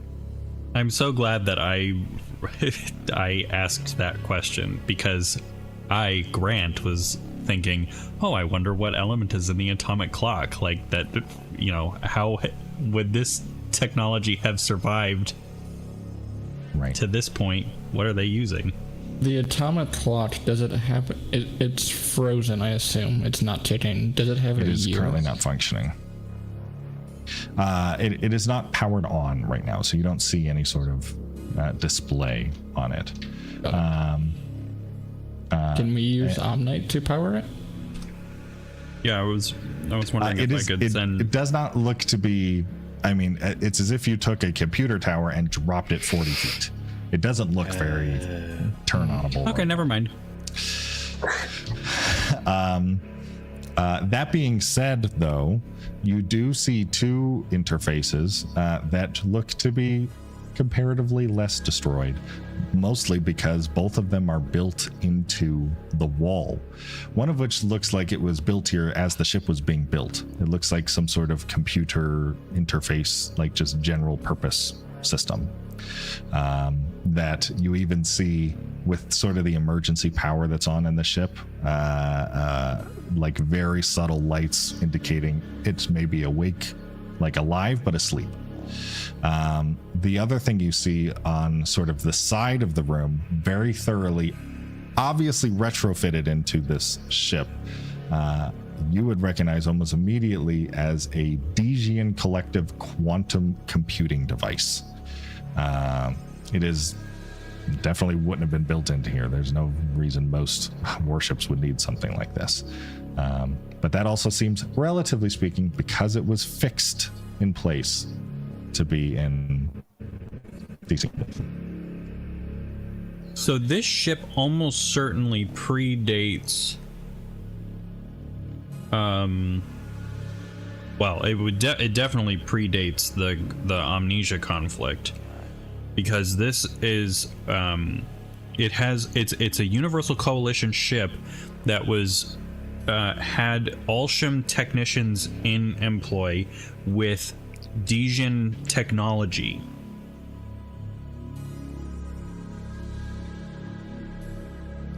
That's all of us.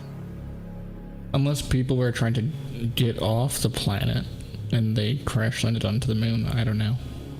Like all three bound or came together. I don't know. Could be. I'll also mention both of those machines seem to have effectively their power button light on. Would this have been what maybe stopped like the lance front at the beginning? Like after the lance made its hole in Amnesia, would maybe this ship been the reason why it didn't finish it? Yeah, this could be what like stopped this was their last ditch effort. Agent Kowalski or whatever, the body that we found in that cavern in episode 2. Oh yeah. Oh, that would make sense, because it talks about in the Revelation that the ancient sites of power, sacred grounds marked by the scars of ancient wars, well springs of divine energy serving as portals for communion with the higher realms and me. So I wonder if somehow like crash and then that general was like transported to Amnesia through a portal. Would that make sense?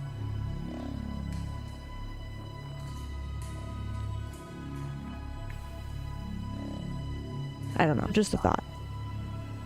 I would turn on the quantum computer first. That's the one I'm more fascinated with. Okay.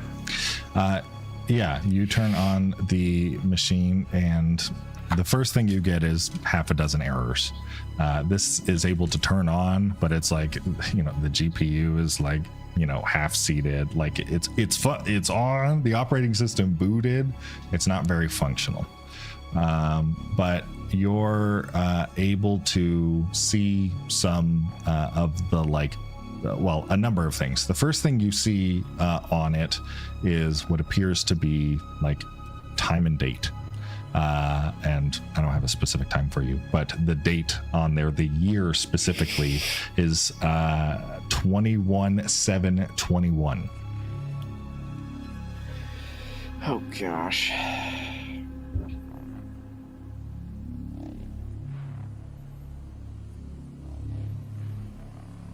That's almost 10,000 years further.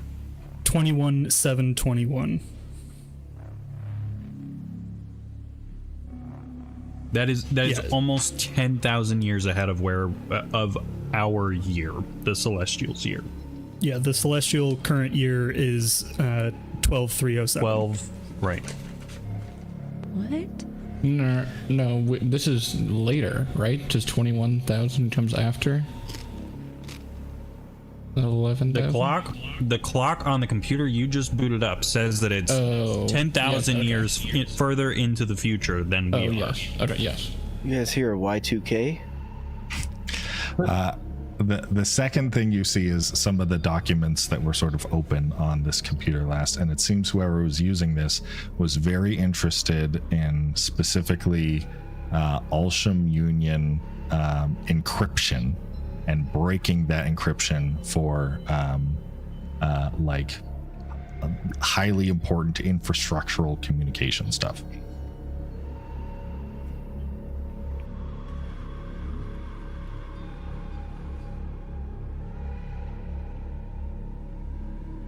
So the Alsham Union had the had their code, and this is Alan Turing with his Enigma machine. I feel like that is an apt illustration, given what you're trying to describe.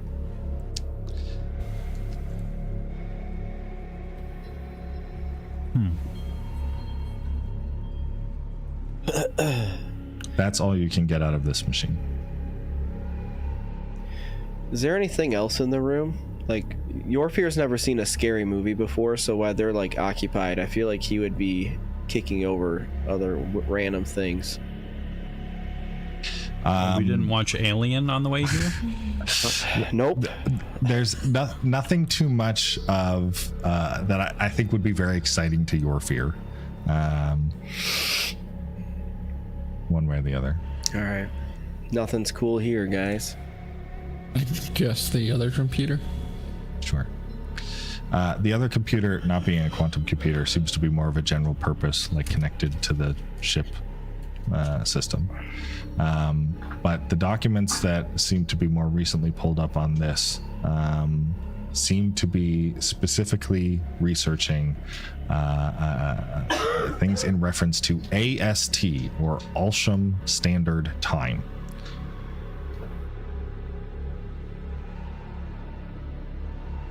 Can I get... Would this be lore? Is it a lore check? Probably a lore check from Iggy and Vidar independently. 30-20. 12. Okay. Iggy. This is probably something you would have had to learn about at some point, but the three different sort of factions work together somewhat for time calculation because it's helpful and convenient for business purposes, but they all do some record keeping for themselves. There's a problem when it comes to keeping time in space, being that it's kind of relative, and when you move in different places, you know, things get a little wonky. So Alsham Standard Time is not only like a specific like clock that people are ticking to, it's also an infrastructure.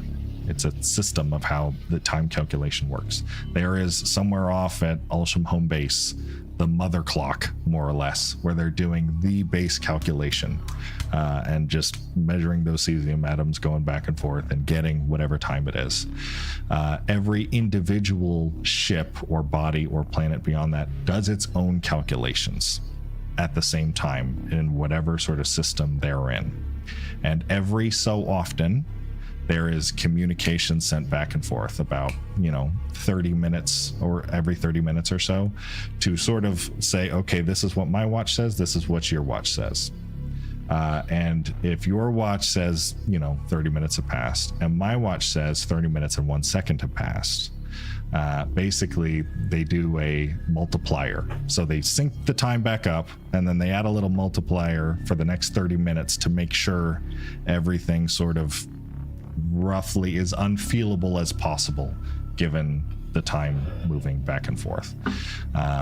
And that's sort of the infrastructure of how the Ulsham Union keeps track of time in general.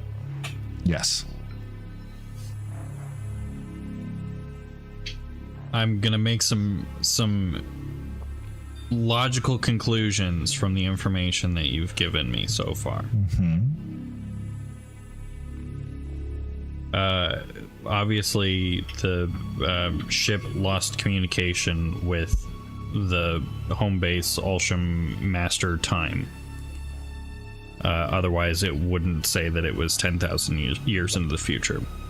The fact that it says it's 10,000 years into the future says that it experienced some insanely strong spikes in gravity, either by moving towards incredibly dense celestial bodies or lots of bosonic charge detonations or something equivalent.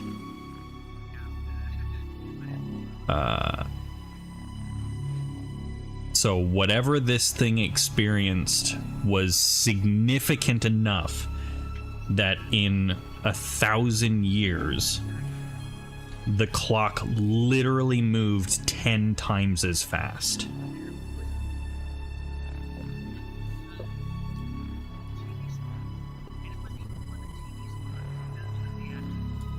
Is that a sound, logical jump to have made? I don't think I'm allowed to weigh in on that.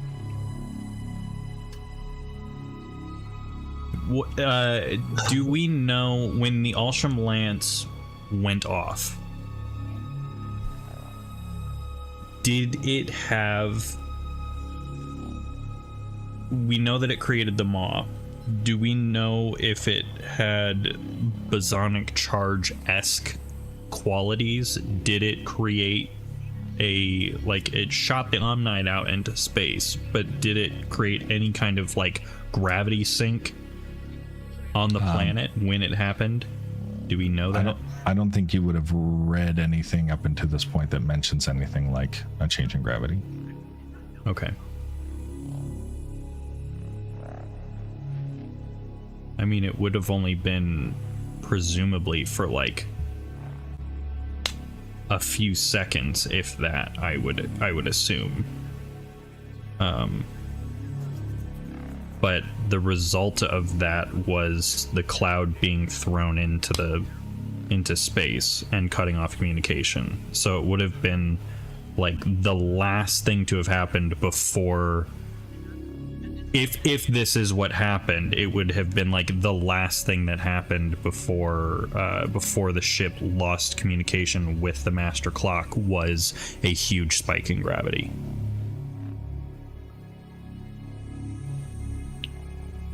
I don't know, but there's no more information in this room. Okay.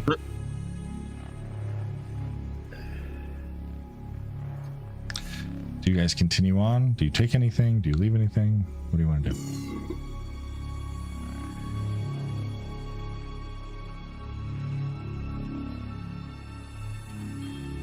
Keep going. Move on. All right. As you continue sliding down through the war room, you eventually make your way to what is obviously the cockpit, and the giant glass dome at the front of the ship has just been shattered, and you see the glass all lying on the floor of what appears to be a hangar. Is there, so this ship, okay, so I guess correct me if I'm wrong. This ship is futuristic, right, as to what we're seeing. So would there be audio logs somewhere on the ship that we could take or listen to or hear or anything like that?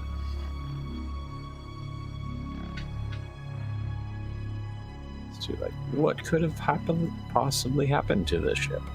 None that I wrote. I don't know, Steve. Okay. All right. And we keep going. No, I'm kidding. Okay. Are you muted, Steven? All right. I am muted, thank you. Yeah, the audio logs have been corrupted. Yeah. All right. So we see a hangar in front of us. Yeah, without too much difficulty, you guys could probably climb out through the broken window and be on the floor of this hangar. Are there ships in this hangar? Yeah. So you climb out and you do see this is a large hangar. It is a large hangar that is mostly taken up with a very smashed Universal Coalition warship. But there are a number of other small Union closer to the size ship that you flew in on that are scattered about. All the ones that you can see right now do appear to be in various states of destruction.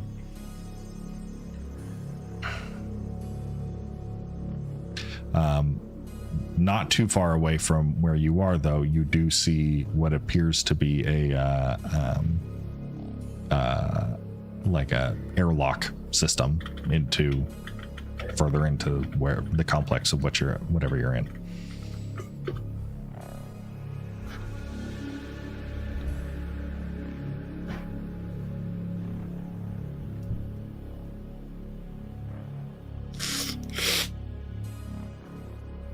If everything here looks totally busted up, I say we move deeper. Yeah, I agree. All right. I agree.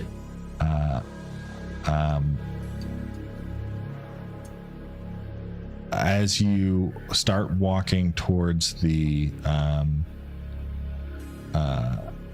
door and moving up and around through some of the debris, within a minute or two, you actually start to see warships, and debris is not the only thing littering the ground here.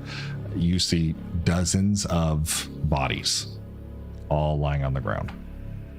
Nice. That's to be expected, I think. Looking a little bit closer, these are not skeletons. These look to be mummified, would be the best way to describe it. Oh, shoot. Okay. They're inside the airlock? They're floating out in close to the vacuum of space. The vacuum of space, right? So they don't have the elements. Yeah. How many? Like, what's like? Probably dozens. Dozens. Yeah. Okay. Dozens in the area that you're in right now. Okay. You also see a mix of Ulsham Union and Universal Coalition. Anyone got speak with dead? You also see just almost all of them have what appears to be like bullet holes, and blaster fire just burns in their suits. That would be a great spell to have, Trevor. Speak with them. That would be a great spell to have. I was not prepared for Speak with Dead. It's a darn shame. Yeah.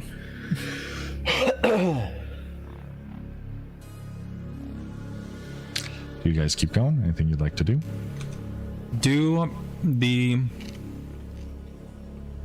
This is a huge stretch, and I have no clue if I'd be able to connect this dot. Does the blaster fire look like the blaster fire that we saw on the Golden Isles with the dead people there? Did the same battalion of stormtroopers miss all their shots? I mean, vaguely, like, it would have been the same rough era of weaponry. I think I can feel comfortable saying that. Okay. Would that be fair, Stephen? Yep. And it's Alsham and Coalition bodies here. Correct. At least wearing those uniforms. Right.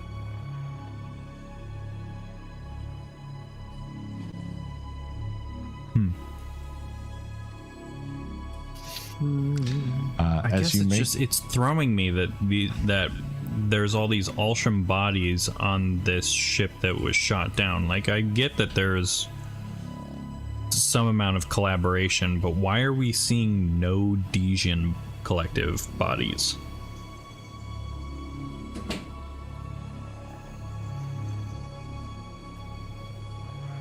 as you move further on towards, you can continue to think in your own, towards the airlock, you actually notice that the sort of control panel interface for the airlock seems to be lit up.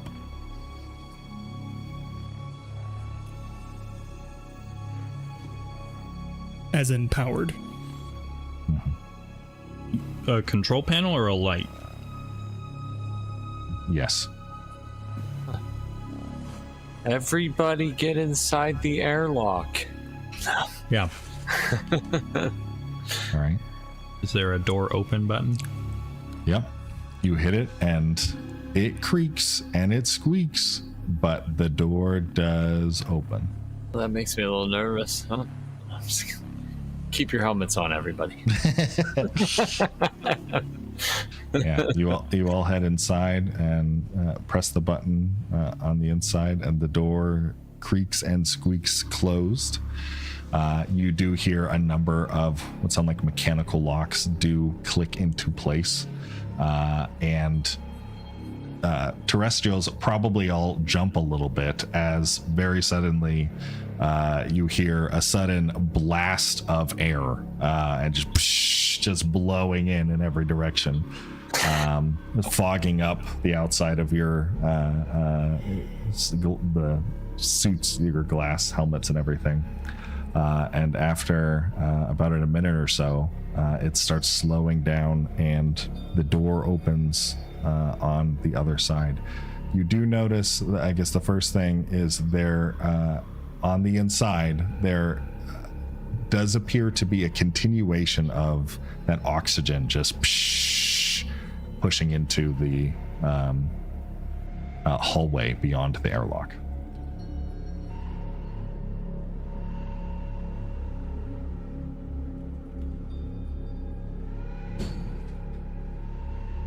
Handing off the baton. I assume you all leave the airlock and enter this hallway. You see here even more bodies littering the ground, though as you walk past them, you notice these do not have obvious like blaster marks or other wounds on them, other than being mummified and very, very dead.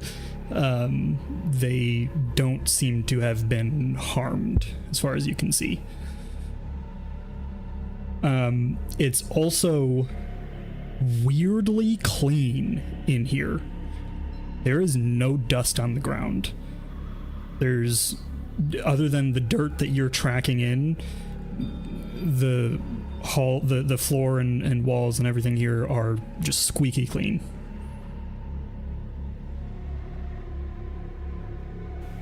Do the bodies look like they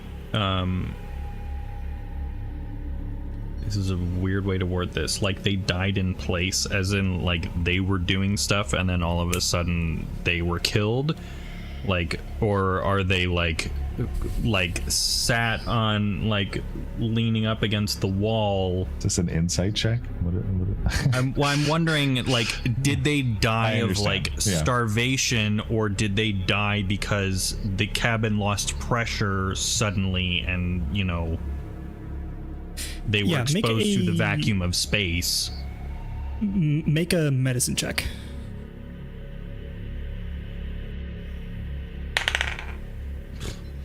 $11. Cool. You would notice several of them do seem to be clutching at their throats. Okay. Cabin lost pressure.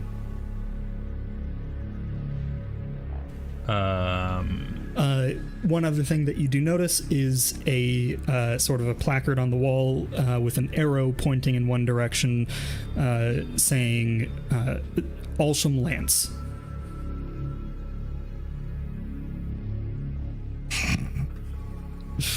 Okay, you continue on down the hallway, and you walk up to the hallway. Sort of ends at a door with it's a glass door, and you can see beyond it what appears to be a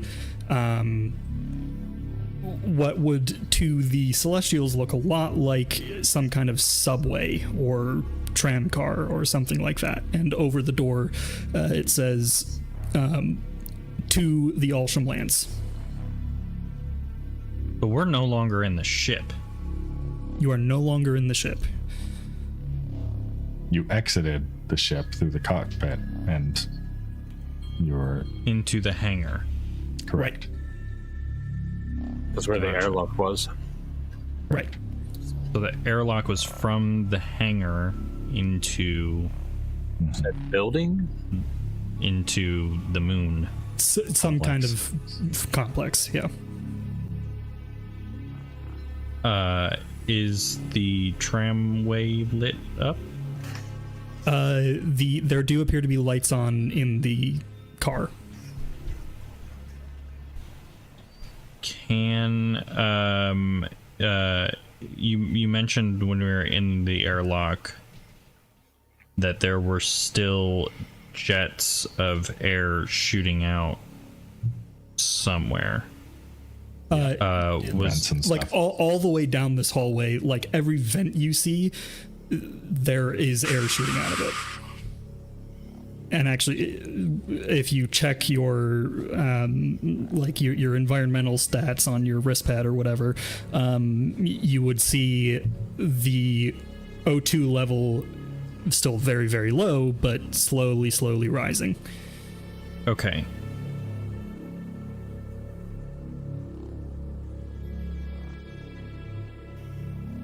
Okay. Is there like a hail taxi button by the tram platform? As you walk up to it, the door opens automatically, and you see the car beyond it. Guys, I think we get on the train. It says Alsham Lance that way. This could be described as the most obvious form of DM railroading I've ever heard of right now. Alsham Lance this way. Get on the tram.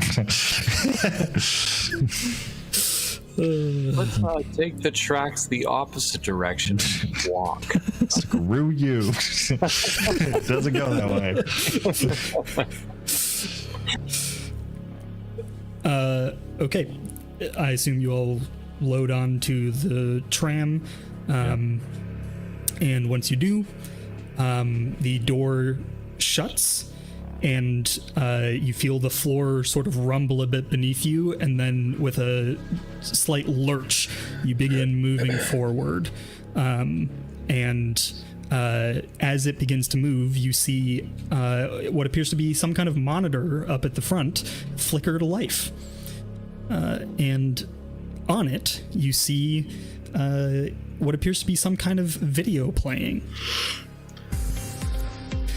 Welcome, enthusiastic workers, to the Alsham Lance, brought to you by Frontier. Life, love, logistics. This revolutionary mining facility is a marvel of Alsham Union engineering, perseverance, and economic power. Just as the Alsham Lance is embarking on its maiden voyage through the stars, you too are embarking on your own maiden voyage as a valued member of our tight-knit team. Though you may not know everyone's name, you can rest assured that all of them have the same drive, growth mindset, and employer that you do. You're probably dying to know the nitty-gritty of how the Alsham Lance works. How the Alsham Lance trademark works. Well, obviously, we can't tell you trade secrets, you naughty person of unspecified gender and species, but we can give you a rough overview of how the Alsham Lance trademark operates. Thanks to the diligent eco-warriors trademark of Frontier, the Alsham Lance trademark mining facility is 100% eco-friendly. Through their patented mining technology, Frontier was able to upcycle the abandoned moon of Vega Epsilon 9, whose population mysteriously disappeared earlier this year in a tragic and unrelated incident.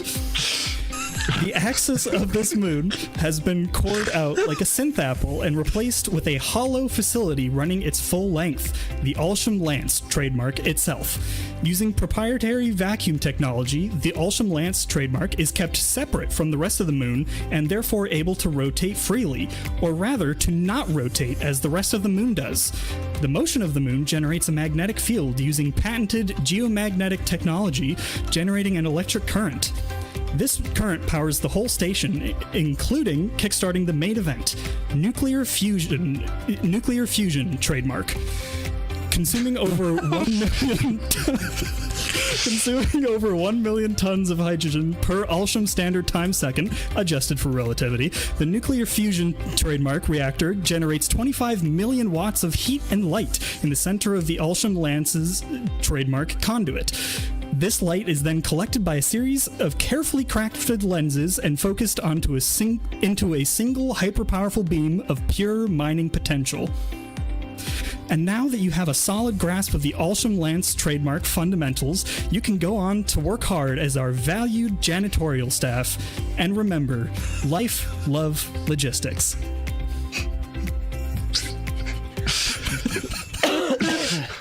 That's incredible. Thank you. I had so much fun writing that. What's a trademark? Nuclear fusion trademark.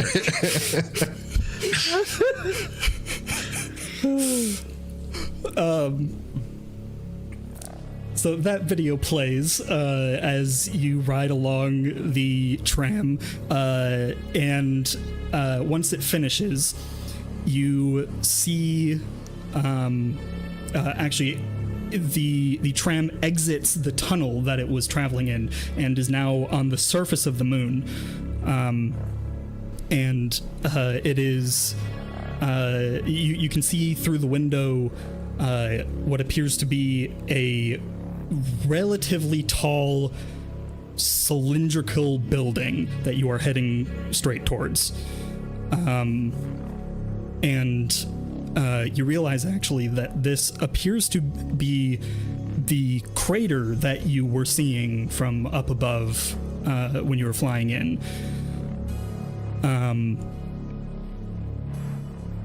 Also, as in, like, we were inside when we exited the tunnel, we came out into the crater? No, as in the building you see ahead of you is in the spot where the crater that you saw was. So I will also say the video that played had a graphic with it that showed essentially the moon with the axis of it essentially drilled all the way through and replaced with a tube, a giant tube running the full length of the moon, and It looks a lot. In the video. It looked a lot like the facility, the building that you are currently traveling towards.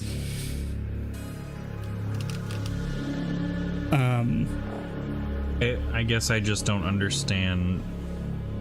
The So what you tube that's running through the moon is negative space, but it's not. Think more like a PVC pipe. Right. Yeah, it's a pipe I just running don't understand through where the core. But where's the building in this? The plastic of The plastic of Yeah, the is pipe. it- Right. It's the pipe It's is like sticking the, out, uh, and It's like the building in Mass Gotcha. Effect. The center is The hollow. walls of the pipe have windows. yes, correct. Okay. yes. Probably not, but you could imagine it like that. Yeah, I suppose so. Most definitely not. Right. One other thing that you notice as you are getting closer to the pipe is close to the building is what appears to be a glittering bluish gray rocket ship. Does it And look like is- it's made out of Elysian steel? It does indeed look like it's made out of Elysian steel. And it is parked very close to what appears to be a door that is near where your tram seems to be headed to enter the building. This might be the moment for the faux betrayal and feigned death. So you killed us all in here?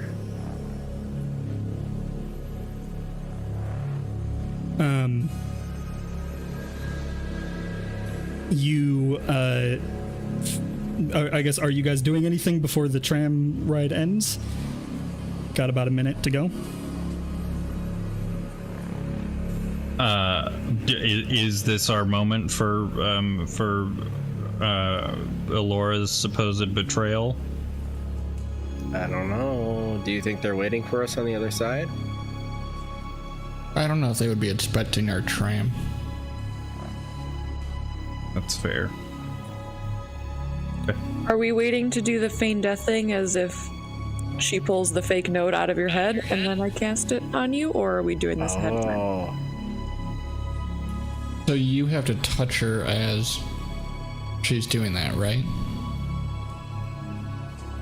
Yes. You have to touch the person who is feigning death. Yes.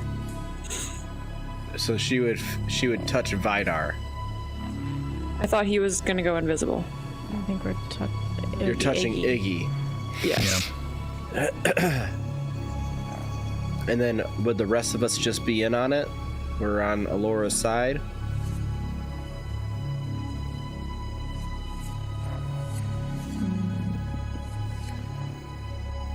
Are we doing like a Mexican standoff where we're all shocked? Audible gasp. How could you?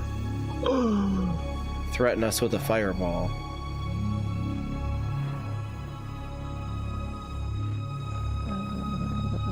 I guess we could do either. The only other thing to consider is if Iggy is going to, if I'm going to feign death Iggy, and then he needs to explode whatever explosive, like he needs to be awake and conscious for that. How many rounds is it? It's for 1 hour. Until you dismiss An it. hour. Oh. Yeah, you can. So it is concentration? It's not. No, it's not. Oh. Do you have a detonator? Like, how is this working? Or is this something that you do with your mind? Yeah, is there a Blowing up remote the you can give? the yeah, bomb. blowing up the bomb, yeah. I just do it from my data pad. Okay. Is that something one of us can do if you're incapacitated? Vidar. I'm hoping I'm not going to be incapacitated. Okay. Hoping The this tram is a rumbles to temporary. a stop. Okay, Mexican Are there people standoff. outside the window? You do not see anyone outside the window. In fact, Okay, what we're you good for the see moment. appears to be an empty lobby. I suppose let's just be ready at a moment's notice for Allura to turn evil. Yeah. And Ember, you should probably stick close behind me. Yep. I will still do invisible now, probably. Yeah. Yep. Okay. So Vidar's invisible. The doors open, and you step out into the lobby of this building, and hear over speakers 2 different voices. One saying, "Welcome to the Ulsham Lance," and the other saying, "Station repressurizing. Station repressurizing." And that one continues as you walk in. Are there any security cameras around? Interesting. Make a perception check. Does your fear know what a security camera looks like? That's a good point. We've run into them on the island. Okay, fair enough. I'll give you that. That's true. Yeah. You said perception? Yeah. 14. 14. There, I would say you do definitely see some things that appears to be video camera or security cameras, but you can't tell if they're on or like they're sort of pointed in every direction, not like following you or anything, so you're not sure. It's hard to tell if they're on or not. Okay, last question before you keep going. How high up is the ceiling, and is it open rafters? The ceiling would be probably like 30 feet up, and I'm gonna say no. It would be like a finished ceiling. The inside of this looks very sleek. Okay. All right. Cool.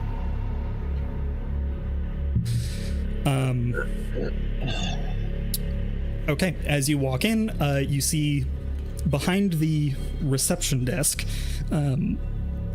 is what appears to be a very large Ulsham Union logo on the wall, and sitting in front of it, the first signs of life that you've seen on this station so far, what appear to be a few burning candles, flickering very weakly, but still burning,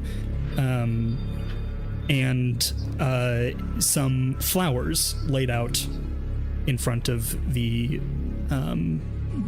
in front of the Ulsham logo, which appears to be a large golden A with a crescent moon overlaid onto it. So It's a pretty cool logo. are we to, So that's besides the point. are we to assume that somebody died recently? Is this the ritual? Candles and flowers makes me think, like, is there a teddy bear sitting there too? There does not appear to be a teddy bear. No. Okay.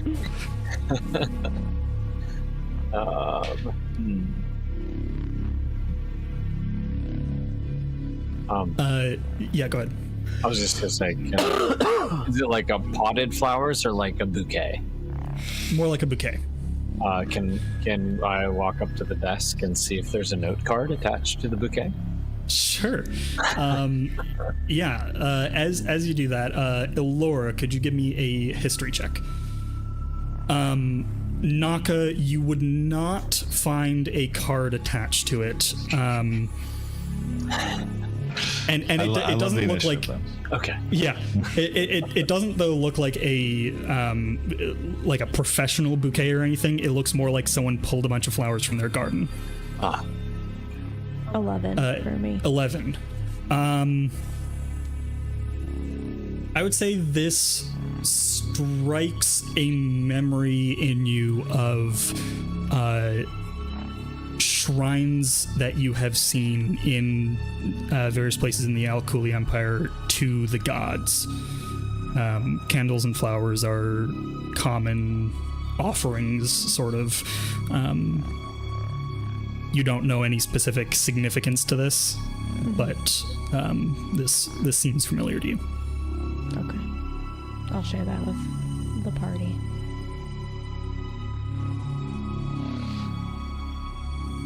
Okay. You see to the side of the Ulsham logo is a door. It appears to be the only door leading out of the room, other than the main entrance leading to an airlock to outside, and the tram entrance that you took in. Our scripture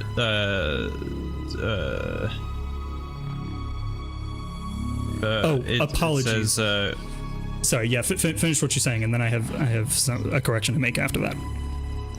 Carry the circlet in the ark and ascend to my sanctum on the lunar surface, marked by a sigil of a golden egg crossed with a crescent moon. There, deep below the surface, thou shalt find the altar of our covenant in a large circular chamber that oversees the waters of Amnesia. Place the circlet upon thine head within the heart of my temple. This act will diminish the power of the artifact lost to the false archon and restore the true dominion of the moon and the dark. I assume that opening this doorway, there will probably be people on the other side. To that point, the door is not actually closed. There is a giant hole cut in it, and it seems to be leading to a hallway. Now, when you say there's a giant hole cut in, does it look like the hole might have been cut by a ferro blade? It looks similar to holes cut by ferro blades that you have seen before. And actually, as you get close to it, like if you put your hand near it, you can feel it is still a bit warm. Oh, perfect. So it's happened recently. Not burning hot, but noticeably warm. Right as Iggy says that, Yorfir removes a potion from his pack and drinks it. He is now invisible.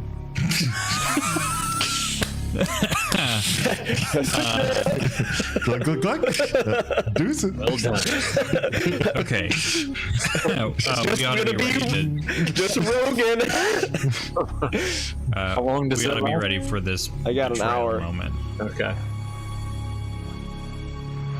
I am... Okay. So I'm ripping the node from your head. I feel like this needs to be in view of people. Yeah, I'm just dramatic. saying. That's what I'm doing when we get to that point.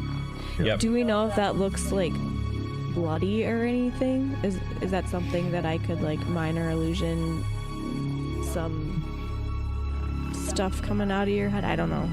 Or is that I'll ask for a if you want to do that. I'll ask for a check in the moment. Okay, so what are the rest of us doing at this time? Vidar, you're going invisible? Ember, what are you doing? Just sticking close to Iggy in case I need to pretend kill him. Can I also, if I would like to, if we see people, the people that we're supposedly going to do this in front of, I want to flare up just indiscriminately my pharaoh stuff, so that I like light up as if I'm going to like go into action, so that when Alora pulls the thing off of my head and Ember casts Feign Death, the lights turn off. Oh, cool. Very cool. Make it a little more obvious. That's good. Okay. I don't know what should I be doing? What should I be doing? Big green giant here. What do I do? You're terrified. I'm terrified? From tiny Alora ripping it out of your friend's head. That's what I mean. Like, should I just... Yeah. A voice from behind you, you don't see the body, just says, act surprised. Question it all. Okay. You're like, turn around. What the heck? We're invisible. Yay. Naka, just Okay. act surprised. Do you walk through the door? The hole in the door? Yeah, I think so. Your fear's already inside. Cool. Just don't. You just don't know it. As you walk in, you immediately come to a stop as a monitor on the wall next to you flickers to life, showing a slightly grainy video image of a person that I don't think any of you have actually seen before. And as it appears, the form begins to speak.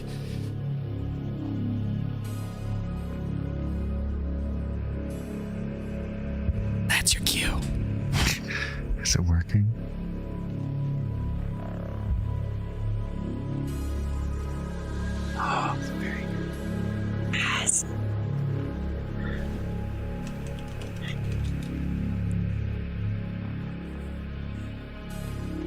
I missed the first part. Can I hear it again? So sorry. It's totally fine. Okay.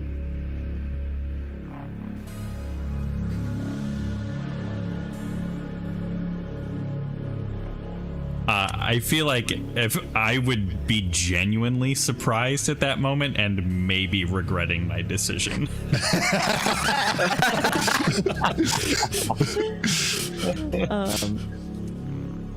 I'm just gonna say I have brought you a gift. I'm gonna flare up.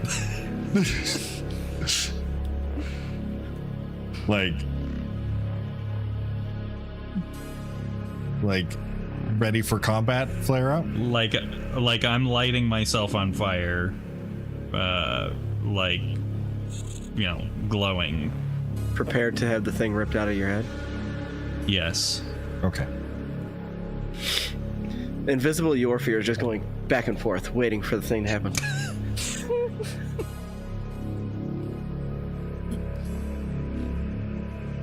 You are on the monitor.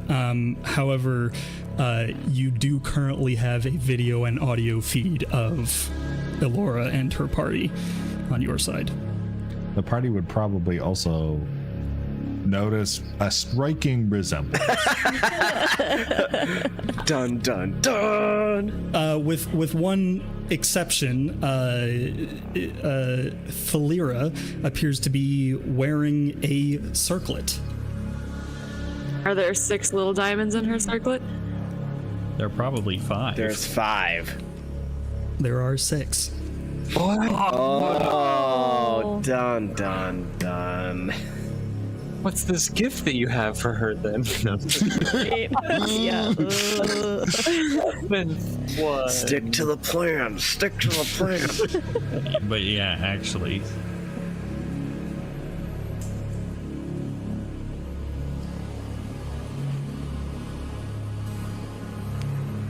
I have brought another stone for your circlet. I And didn't do know you- if you had all of them.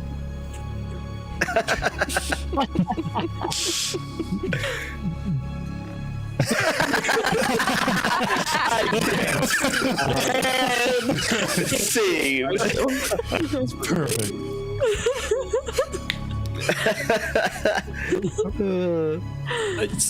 Elora, are you pulling it out, or are you? I will pull it out, yes. Stick to the plan. Okay. I would like the 3 people involved to make, I'll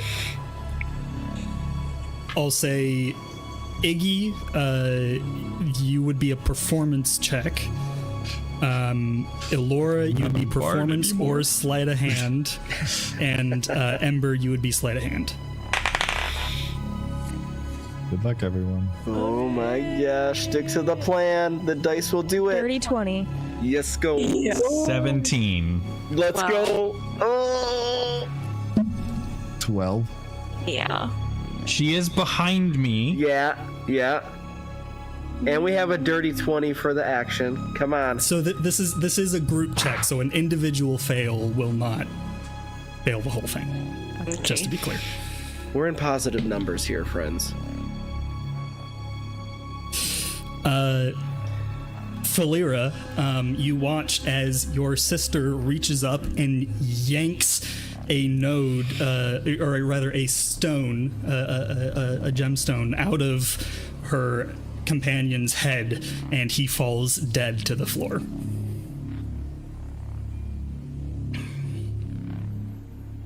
This is one of the stones that it appears to be one of the stones that adorns your circlet.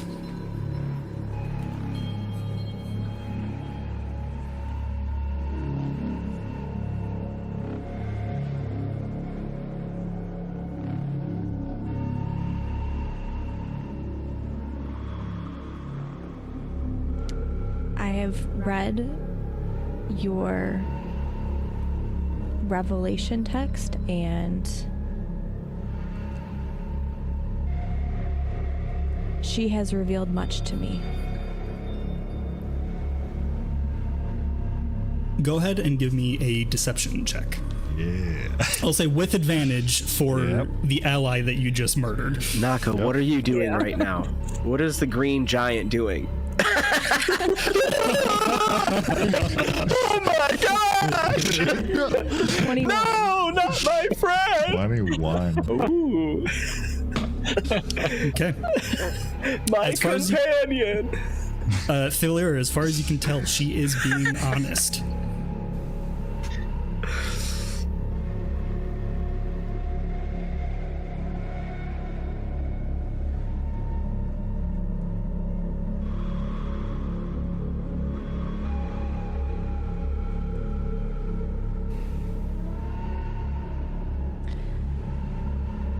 I have learned much these past 2 weeks. Yes.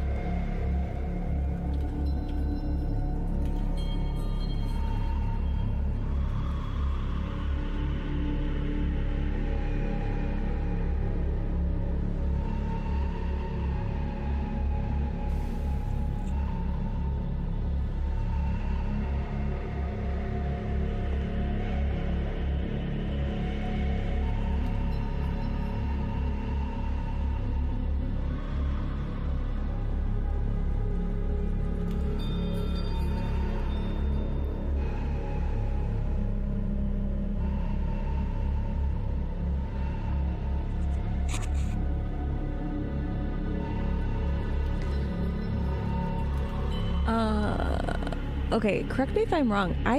Did I know that information? Because Durgan told me he was sent to kill all of the remaining. You knew every part of that except that he was the one to kill the Moon Archon.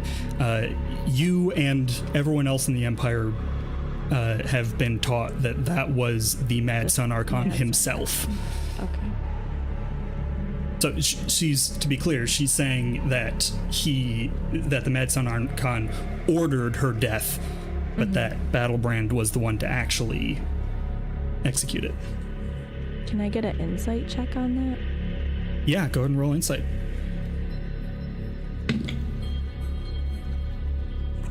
$17. Okay, I rolled a 24, so you cannot tell for sure. You don't see any obvious tells that she's lying or telling the truth. Okay.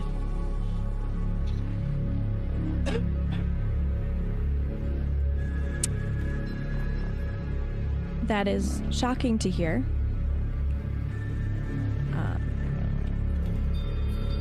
My relationship with my father has never been great.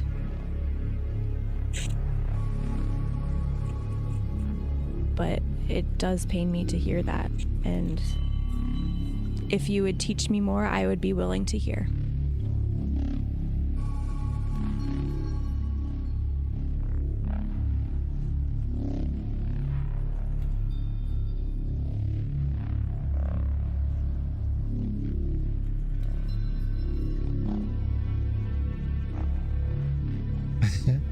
I grab onto your fierce invisible hand, holding them together. Yeah, you fumble towards his hand, like yeah. You're muted right now. Are the Arno legs wrapping around me as well? Yeah. Are they scared too? Okay. Arno's about this right now. Family drama.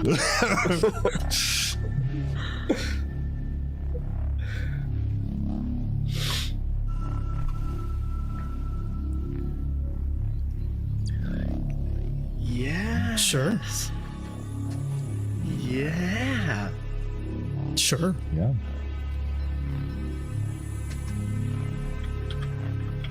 All right.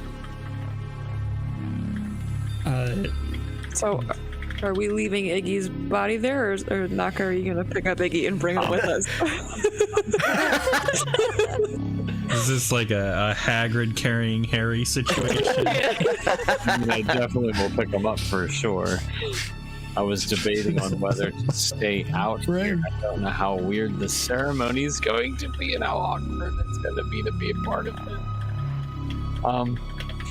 Yeah, I'll carry him with us. If we're invited as well, are we? Are we? I would say she didn't say that you were not allowed. Okay.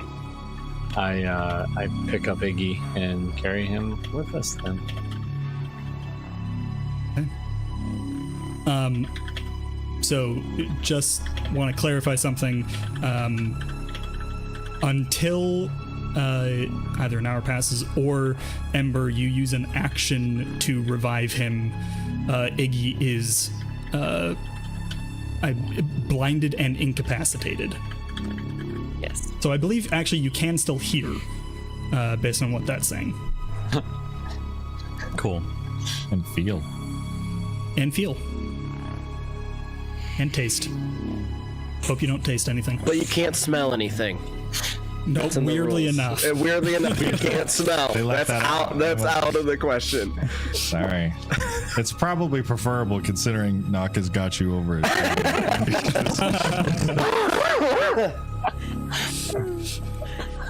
That's funny. Okay, you continue on down the hall. Only one way to go. As you do notice, so that there are several doors that you pass, all labeled things like mailroom and utility closet and general stuff like that. There is one door that you pass that stands out, though, as it has the latch on the door appears to have been blasted open, as in shot by a blaster. And on the plaque next to the door, it says Alsham Standard Time Calculation.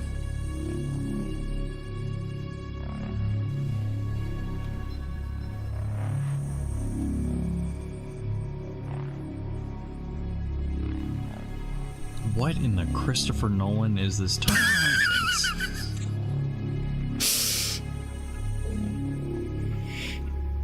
Is the door open enough that someone invisible could sneak in there without being noticed, or would they have to actually move? No, so it does look slightly ajar because it can't latch anymore, but it is almost fully closed.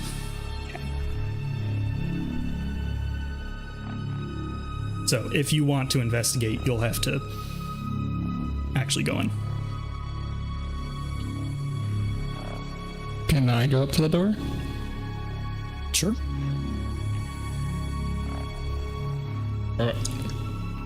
Is it so? It's closed, so they would see if a door just opens randomly. If they're watching, presumably. There's Is there an escort? There is not an escort, no. Okay. Are there cameras in here? Hallway? Make a perception check.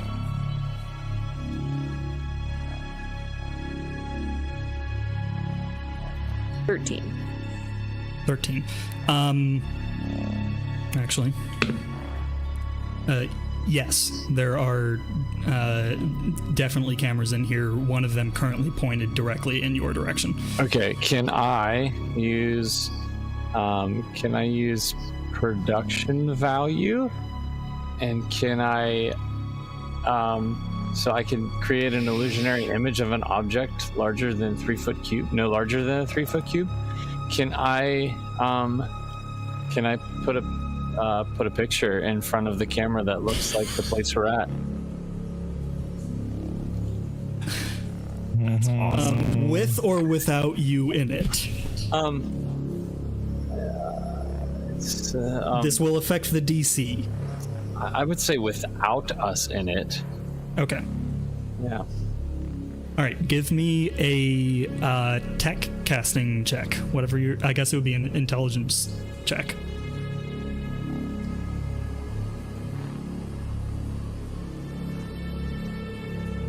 You should have a tech ability tech. I do. Tech. Yeah. Oh, I have a tech attack modifier. Yeah, we'll use that. It'll be 18 then. 18. Okay. You have made an image that is currently floating in the air above the camera, or in front of the camera. Not sure if it's worked or not, but it's there. I'll open the door after it does this. Okay, you open the door, and you see inside.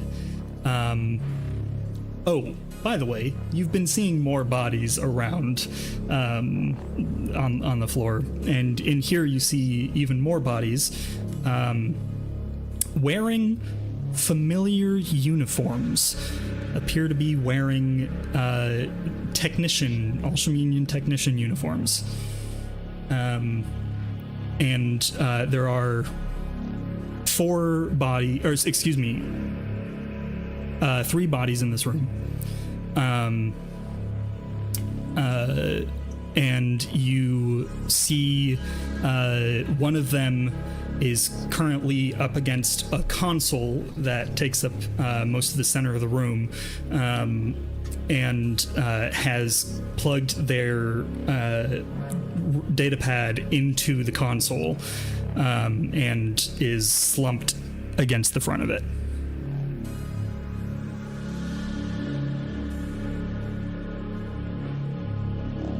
Sorry, muted. I guess I would go up to the data console and see if I can get any information off it. Are these bodies still like mummified like the other ones, or are they? They do, yes, they do appear to be mummified. Okay.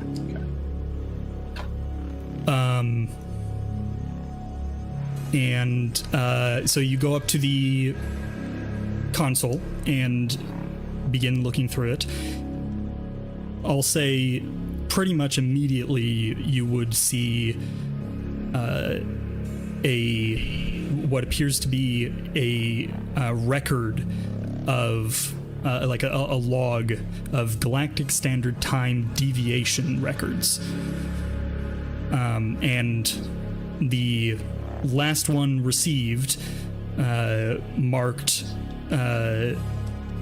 about a bit over 10,000 years ago. Says deviation 10.01 time, a multiplier of 10.01. Does the number matter so we can figure out the exact year, or no? You said around 10,000. Well, we know that it's 12:307, and we know what the other clock said. Yes, it would. Okay. Yeah, it was 21. 12:307. Yeah. Yeah, 21/7/21, I think. Yeah, the timing lines up. I'll just give you that.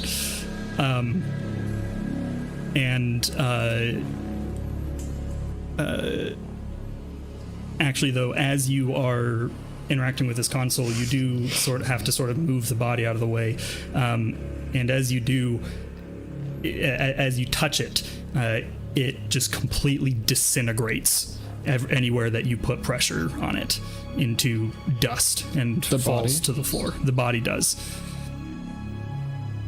The clothes stay mostly intact. They do feel a little brittle and stiff as you touch them, but they do not disintegrate like the body does. Do the laws give a reasoning for the discrepancy, or does it not have that info? No, it doesn't have that info. It's just it's essentially a record of what does the station's clock read, what does the galactic standard time read, and then based on that gives a multiplier that it then applies to the station clock. Got it. I'm surprised that it would have recorded a factor of 10 point whatever, but not have self-corrected. Or has this one that was self-corrected? the last time that it received so it is reading the same date that you saw before, 21/7/21. The last time it received a communication from the galactic standard timekeeping was when it discovered that discrepancy, and so it just hasn't updated since then. Gotcha.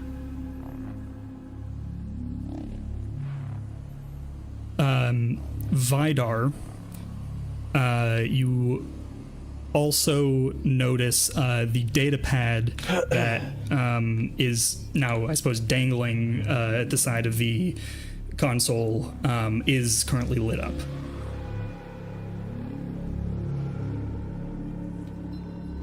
From one of the technicians? Yes, from the one that was leaned up against the console and had plugged plugged his data pad into the console. I'll pick it up, see if there's anything on it. Okay.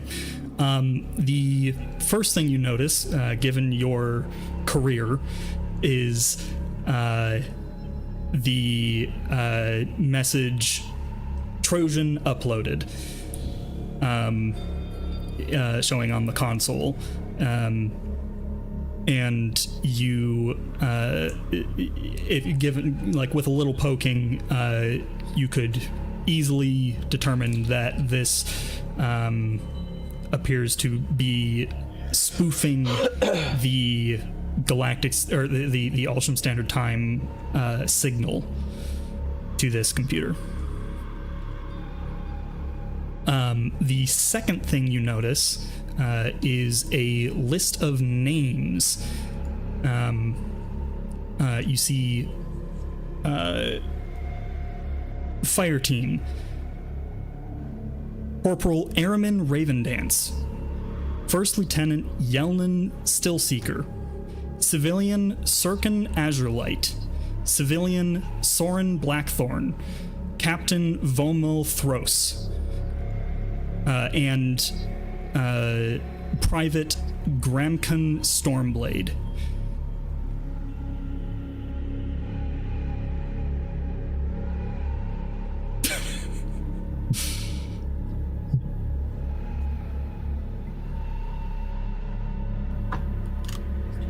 A couple of those are very familiar names.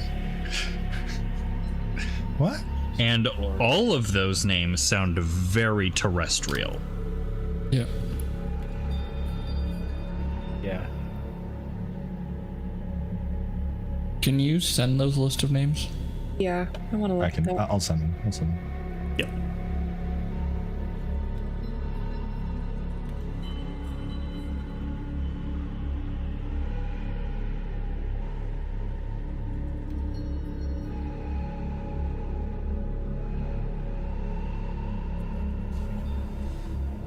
And where were these listed? These are on the data pad that the person at the console was wearing.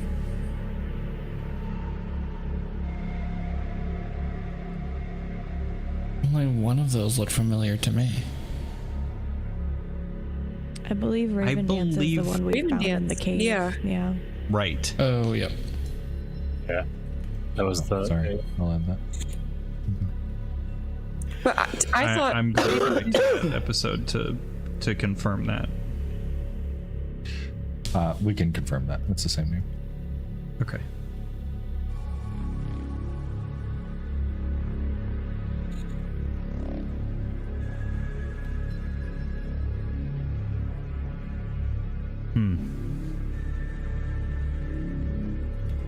I will also.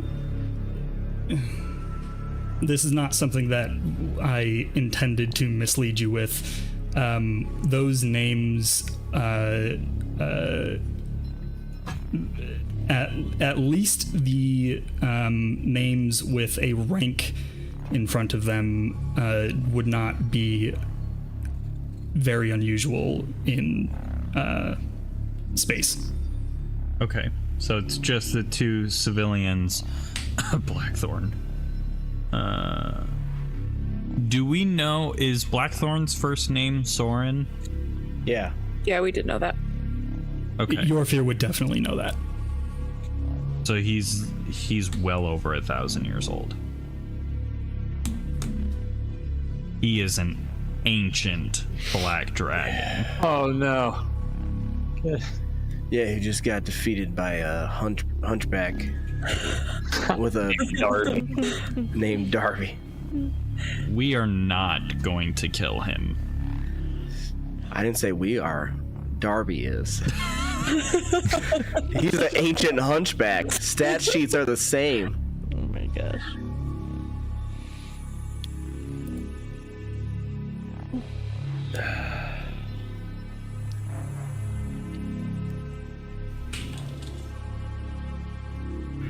All right. Anything else that you'd like to do in this room before you move on?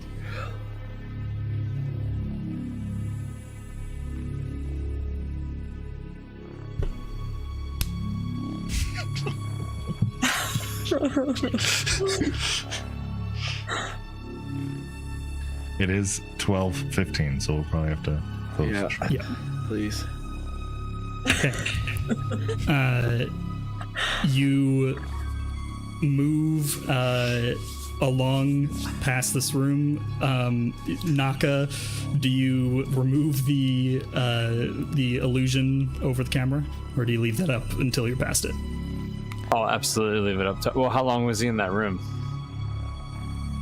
That probably took like 2 minutes. It only lasts for a minute.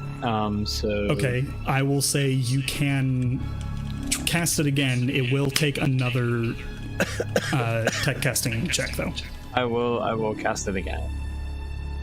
And it's literally the same roll. It's a 15 again. So 18 total. Okay, cool. Okay. I'm getting an echo from someone. Not anymore. You seem to be okay.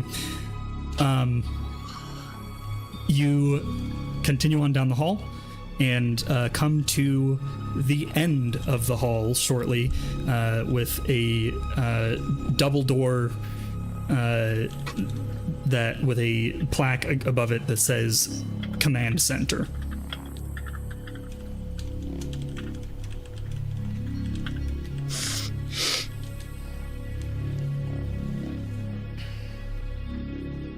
We walk up to it. Okay. Do you open the double doors? Okay. Yeah. You open the doors and see inside something that we will tell you next week. Yay!